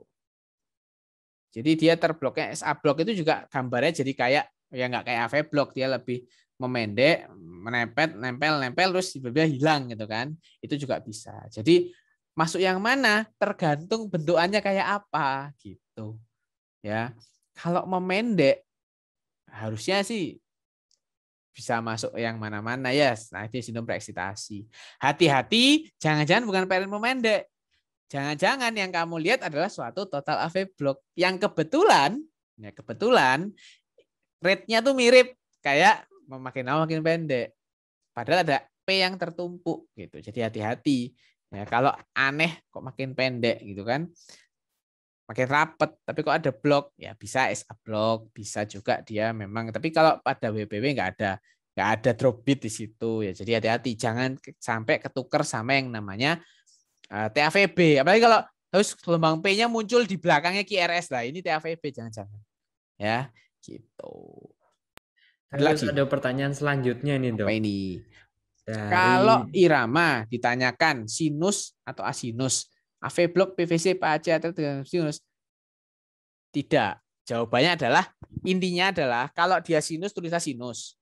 Nah, yang tidak sinus itu kalau kayak PVC, PAC itu bukan sinus. Ya, itu masih sinus. Jadi kalian bisa tulis aja gini. Kalau anggaplah ini ya. AV block. AV block itu kalau masih grade 1 itu kita bisa tuliskan sinus dengan AV block. Kan dia masih konstan kan? Kan syaratnya konstan. Jadi AV block grade 1 itu masih AV block. Ya. Tapi kalau sudah grade 2 tipe 1, grade 2 tipe 2, ada yang hilang, kemudian atau grade 3, yang umumnya grade 3. Kalau udah grade 3 bilangnya iramanya total AV block gitu. Bukan irama sinus karena nggak ada sinus di situ, nggak ada P diikuti QRS. Syarat tidak terpenuhi. Ya. PVC PAC itu masih sinus. Nanti keterangan adalah sinus dengan PVC okasional, PVC triplet, PVC bigemini atau PAC okasional. Ya, jadi kalau dia ternyata adalah PVC PAC tetap sinus ya, nggak masuk ke yang non sinus. Non sinus itu ya atrial fibrilasi, atrial flutter, VT ya, gitu. Itu baru kalian tulis dia iramanya adalah VT berapa kali per menit. Atrial fibrilasi NVR misalnya atau RVR berapa kali per menit heart rate-nya itu. Itu untuk yang kelainan yang selain sinus. Tapi kalau cuma kelainan kayak PVC, PAC tetap sinus. Cuman ada kesimpulan di akhir sinus dengan PAC apa, sinus dengan PVC apa gitu. Karena kelainan cuma nggak satu strip kan, kelainannya cuma sesekali aja. Tuh, tetap irama dasar dia adalah suatu irama sinus kan, itu ada sinusnya. ada pertanyaan berikutnya nih. Wow, pada TAVB apakah mungkin gelombang QRS-nya junctional tanpa irregular? Mungkin. Ya, tidak ada yang tidak mungkin ya, ingat ya. Jadi kalau TAVB irama escape-nya itu irama QRS-nya itu. Kan dia kayak karena TAVB kan dia jantung juga bisa kompensasi kan, dia memunculkan impuls-impuls sendiri. Nah, impulsnya belum tentu normal. Ya, bisa dia ventrikular lebar QRS-nya atau normal ya atau junctional ya. Nah, junctional rhythm ini apakah dia bisa irregular? Bisa. Karena kita tahu dia pakai denyut adalah intrinsiknya dia, impuls intrinsiknya. Intrinsiknya tidak mesti reguler real gitu, bisa aja agak maju mundur dikit-dikit. Ya, jadi apakah bisa? Bisa. Kan kita ada rentangnya ya. Rate-nya atrial rate itu 60 sampai 100, ventricular rate itu 40 sampai berapa gitu ya. Jadi memang dia bisa saja ada di rentang itu. Irregulernya irreguler sih bisa saja, tapi masih dalam rentangnya dia. Mampunya QRS ventricle itu yang menimbulkan impulsnya sekian. Enggak bisa lebih dari itu. Tapi bisakah irreguler? Bisa. Ya. Karena itu adalah murni suatu karena total AV block. Ventricle merasa kok aku nggak dapat perintah sih, gitu kan? Dari atas nggak dapat perintah kan? Kan AV block nih total. Mana nih yang nyuruh aku denyut? Waduh, nggak disuruh ya tak denyut sendiri aja. Nah, kita denyut sendiri itu kan dia punya pacemaker intrinsiknya dia. Nah, itu rate-nya variabel. Tapi nggak akan separah sampai rapat jarak, enggak. Ya, tapi pasti ada sedikit maju. Kayak flutter pun kadang ya nggak real reguler, enggak gitu. Ya, dia intinya adalah karena nggak dapat atralah dari atas, tapi tubuh kan perlu untuk memompa ventrikelnya, sehingga dia menimbulkan dia punya memang denyut intrinsiknya sendiri, gitu. Ya. Ini Sabrina minta tips mungkin. Tips untuk pemula. Ini ya, aku kasih tahu ya. Aku waktu masih koas, ya mungkin masih mahasiswa kayak teman-teman semua sini, sama aku juga baca kakinya apa ini sandi rumput ya kan. Terus kapan aku mulai bisa? Aku mulai bisa adalah saat internship. Jujur. Ya, enggak, bukan internship. Pertama bisa adalah saat menjelang UKM PPD. Ikut Ingenio. Tapi itu dipaksa ya belajar jelas ya kan. Ingenio. Aku tahu buku-buku malam dari situ dulu. Tapi kan untuk EKG yang kegawatan kan aritmia. Tapi gimana cara tahu yang lebih jelas? Saat internship, maka aku akan lebih banyak baca EKG, ketemu kasus, dipegang sendiri, diterapi sendiri. Jadi tips trik yang pertama adalah banyak-banyak terpapar. Ya, terutama terpapar yang normal. Kalau kamu tahu yang normal kayak apa, ngelihat sesuatu sedikit yang nggak normal, kalian akan tahu ini nggak normal, ini ada sesuatu, ada something di sini. Kayak tadi LVH, RVH. Kalian tahu morfologi normalnya begitu. R itu V5 V6, S itu V1 V2. Kalian udah hafal banget di kepala bentuknya begitu. Ketika lihat muncul, kok di V1 ada R ya? Itu sudah nggak enak. Ini pasti sesuatu. Nah, itu caranya kalian menemukan bisa paham EKG dari situ. Aku pun juga masih belajar. Belajar hal yang lebih dalam lagi gitu kan. Cuman untuk yang kegawatan ini kalian bisa temui waktu kalian nanti praktek ya kan, mungkin udah lulus atau sebelum ini kalian masih sekarang mungkin sudah mulai ada yang koas offline mungkin ada sekali masuk lah ya mungkin ya. Ya, ya, Nah, sudah betul. mulai ada itu kalian silakan cari EKG orang normal ya yang bukan pasien jantung, mungkin pasien-pasien preoperasi. Silakan lihat EKG-nya atau lihat pasien gini, lihat pasien kardiomegali. Coba sih lihat kardiomegali sama EKG bener nggak nih? EKG LVH. Itu cara kita apa ya? Curious gitu kan. Ini EKG di fotonya tuh boot shape. Nah, di fotonya tuh apexnya tertanam. Coba sih lihat EKG-nya. Bener nggak sih di LVH? Gitu. Nah, dengan kita terpapar hal-hal yang remeh-remeh begitu, tampaknya remeh, tapi itu akan mengena kalian ketika nanti kalian udah lulus, kalian bisa dengan cepat tahu ini EKG normal, ini EKG nggak normal. Perawat kasih kalian EKG, dok, ini pasien EKG bed sekian. Kalian lihat sekilas, normal gitu. Udah. Kalian bisa tahu itu. Kenapa? Terpapar dengan sering. Ya, jadi tips and triknya satu itu. Kedua harus tadi. Yang tadi aku ajari tadi itu sudah cukup. Lebih dari cukup kayaknya untuk bisa survive kalender umum sambil kalian baca-baca sendiri. Ya, baca lagi buku-buku yang tentang EKG gitu kan. Cuman basic yang tadi ku ajarkan itu sudah menurutku ya sudah lumayan cukup ya. Kalian review lagi itu sudah sangat-sangat membantu, terutama untuk kalian yang akan kerja misalnya jaga di IGD itu sudah sangat-sangat membantu sekali gitu. Ya, betul betul. Jadi nggak cuma teorinya aja tapi harus dipraktekkan juga ya, Ya, Dok, kadang ya? kalian iseng aja lah, cocokkan sama foto ronsen, cocokkan sama klinis pasien itu sudah seru gitu. Betul betul. Ini ada pertanyaan lagi, Dok, dari Claudia. Kasus VT tachyarrhythmia. Stabil amiodaron. Kalau sinus tachyarrhythmia yang stabil, apakah underlying disease, kemudian vagal, tambah blocker? Oke, kalau VT, jelas VT ada sesuatu. Kalau VT silakan kasih amiodaron. Kasih 150 mg 100 mg di drip ya, loading dose namanya. 150 mg dalam 15 menit, lanjut maintenance dose 1 mg per menit dalam 6 jam, 0,5 mg per menit dalam 18 jam. Tapi kalau sinus gimana? Kalau sinus, kok sinus tachyarrhythmia? Sinus di takikardi dong. Kan sinus nggak aritmia. Sinus takikardi. Yang pertama jelas cari underlying. Kenapa orangnya bisa berdebar-debar? Ya, underlying disease-nya kan banyak orang berdebar, cemas, takut, nyeri. Kadang orang berdebar hanya karena nyeri, ya kan? Pasiennya fraktur, ya misalnya fraktur femur gitu. Kalian dikonsultasi pasiennya kok nadinya 120, ya jelas skor fast-nya 8, 9. Si analgetik dulu lah. Ya, gimana kita lihat. Atau orang cemas panik, ya kan? Atau dia dehidrasi. Ingat dehidrasi orang diare dikira nggak bikin takikardi. Ya, jadi jangan terus ada orang takikardinya karena DHF grade 3 kalian vagal ngapain? Ya, lihat underlying disease-nya. Ada orang heart rate 120 karena demam tinggi. Ya kalian tangani underlying disease-nya. Kalau underlying disease sudah tertangani, ternyata masih tachyarrhythmia, usia muda lagi, ya kalian bisa bantu dengan vagal atau berikan beta blocker oral, misalnya bisoprolol dosis rendah aja itu bisa, silahkan ya. Kalau memang kalian rasa itu perlu. Tapi orang rasa ini suatu takikardi yang masih dalam batas normal, ya kita kan bisa hitung heart rate maksimal orang kan, 220 dikurangi usia kan, ya kan. Kita kira-kira masih rentang itu, no problem. Atau dia habis jogging, lari ya jelas heart rate 150 Jelas. gitu kan. Jelas ya kan underlying disease-nya. Jadi ketika kalian bisa temukan underlying disease-nya selama masih sinus takikardi, it's okay, no problem. Ya, enggak masalah. Tapi kalau aritminya, kalian habis lari yang muncul SVT lah itu kalian vagal. Ya, kan bisa di-trigger juga dia kan. Atau kalian habis minum kopi, takikardi, cuma sinus enggak masalah. Minum air putih yang banyak biar terkuras ya, biar wash out. Tapi kalau muncul SVT, muncul PVC ya itu kalian kasih obat. Ya, tanganin tuh. Ada lagi pertanyaan nih, Dok, dari Prayudi Rosadi nih. PVC yang muncul PVC? Lebih dari satu gelombang dengan VT non-sustain. Jadi PVC, nah mumpung ada yang tanya, Nah, aku bahas sedikit ya tentang PVC ya. Nah, mana caranya? Oke, widescreen. PVC, singkat nih. Kalau fullnya nanti kita lihat.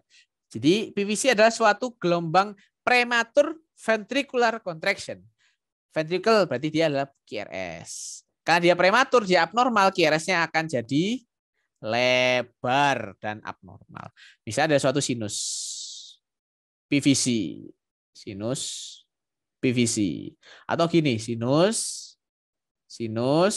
PVC, sinus PVC, atau gini sinus PVC, sinus PVC. Nah, ini kan PVC banyak bentuknya. Kalau gini itu namanya kan ini normal PVC. Normal PVC. Itu berarti setiap hitungan kedua ada PVC. Itu PVC bigemini. Ini normal PVC.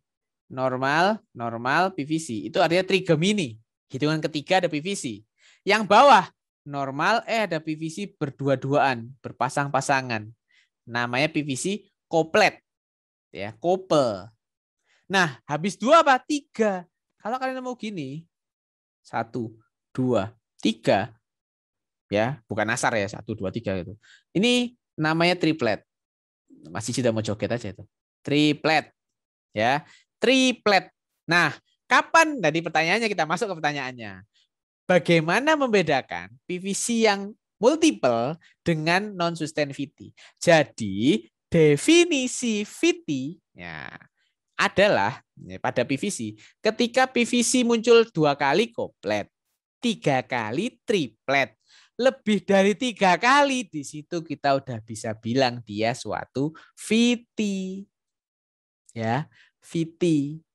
Nah, ya kan? Jadi kalau sudah PVC lebih dari 3 kali berurutan, itu udah kita masuk kriteria VT. Nah, kalau udah masuk VT, tinggal tentukan dia sustain atau tidak. Nah, kalau cuma sustain non-sustain, lihat durasinya. Kalau itu bertahan selama 6 detik minimal, maka dia adalah sustain VT. Kalau nggak sampai 6 detik udah balik sinus lagi, ya namanya non-sustain VT. Jadi kalau cuma muncul EKG cuma sinus, PVC, sudah. Gitu doang. Ya itu kalau sampai situ doang kita bilangnya VT non-sustain lah. Ya karena nggak ada datanya. Bukan karena nggak 6 detik, karena kita nggak punya datanya. Tapi itu sudah kita bisa bilang dia suatu VT. Tapi kalau ada lanjutannya, ternyata EKG habis PVC 4 kali, ya 2, 3, 4, 5, 6, ya jelas VT sustain jadinya nanti. Ya pokoknya sudah 6 detik itu sustain. Jadi kalau kurang dari itu ya non sustain. Jadi pokoknya di atas triplet itu sudah VT. Jadi PVC kita bilang dia suatu VT itu kalau sudah di atas triplet, nggak ada quadriplet, udah VT namanya. Gitu. Oke, ini kita sudah ada 1-2 pertanyaan dari YouTube juga nih, Dok. Satu aja tuh ya, ya, Satu ya aja. kita jawab ya. Pertanyaan ngeri-ngeri juga di YouTube ternyata ya. Iya, Bacanya, ngeri-ngeri. bacanya, bacanya banyak banget ternyata orang-orang ini ya. Ya, it's okay. Ya, kan sejak sama belajar. Pertama, pada kasus OMI, hasil EKG selalu temuan Q patologis atau ada yang diperhatikan. Kalau memang dia adalah kita suatu OMI, ya OMI ini kan old myocardial infarct. Artinya orang itu saat ini tidak sedang nyeri dada. Jadi bahasa ACS. Ya, rasanya tidak sedang serangan. Apakah dia bisa nyeri dada? Bisa ya nyeri dadanya, tapi kan mungkin singkat-singkat, angina-angina itu kan. Tapi kita tanya, dulu dia pernah riwayat ACS.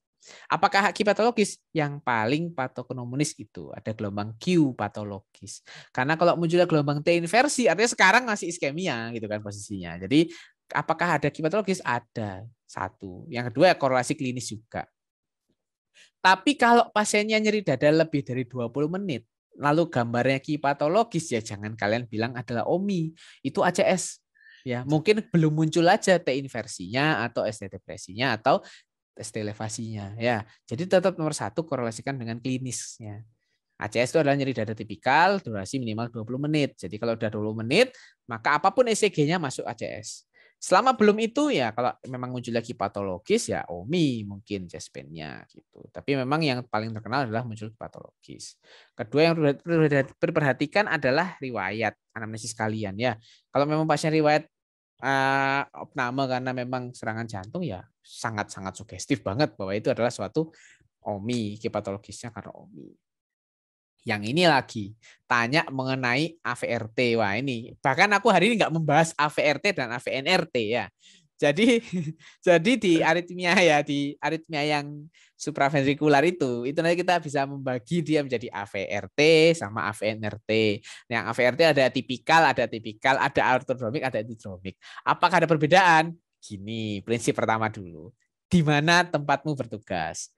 Kalau kamu bertugas di Vaskes tingkat 1 atau kamu di IG di rumah sakit tipe C, tipe B, kondisi pasien kedua yang menentukan. Kalau kondisi pasiennya gaswat ya kan, kalian nggak akan punya waktu lah menentukan itu AVRT, AVNRT, ortodromik atau antidromik ya kan. Ini kalian ini ada suatu SVT, ini suatu atrial flutter ya kalian sikat. Menurut apa? Menurut algoritma ACLS. Ya, kalian nggak akan salah. Misal kamu menemukan kasus AVNRT ya SVT lah gitu, itu gampangnya SVT. Hemodinamik tidak stabil.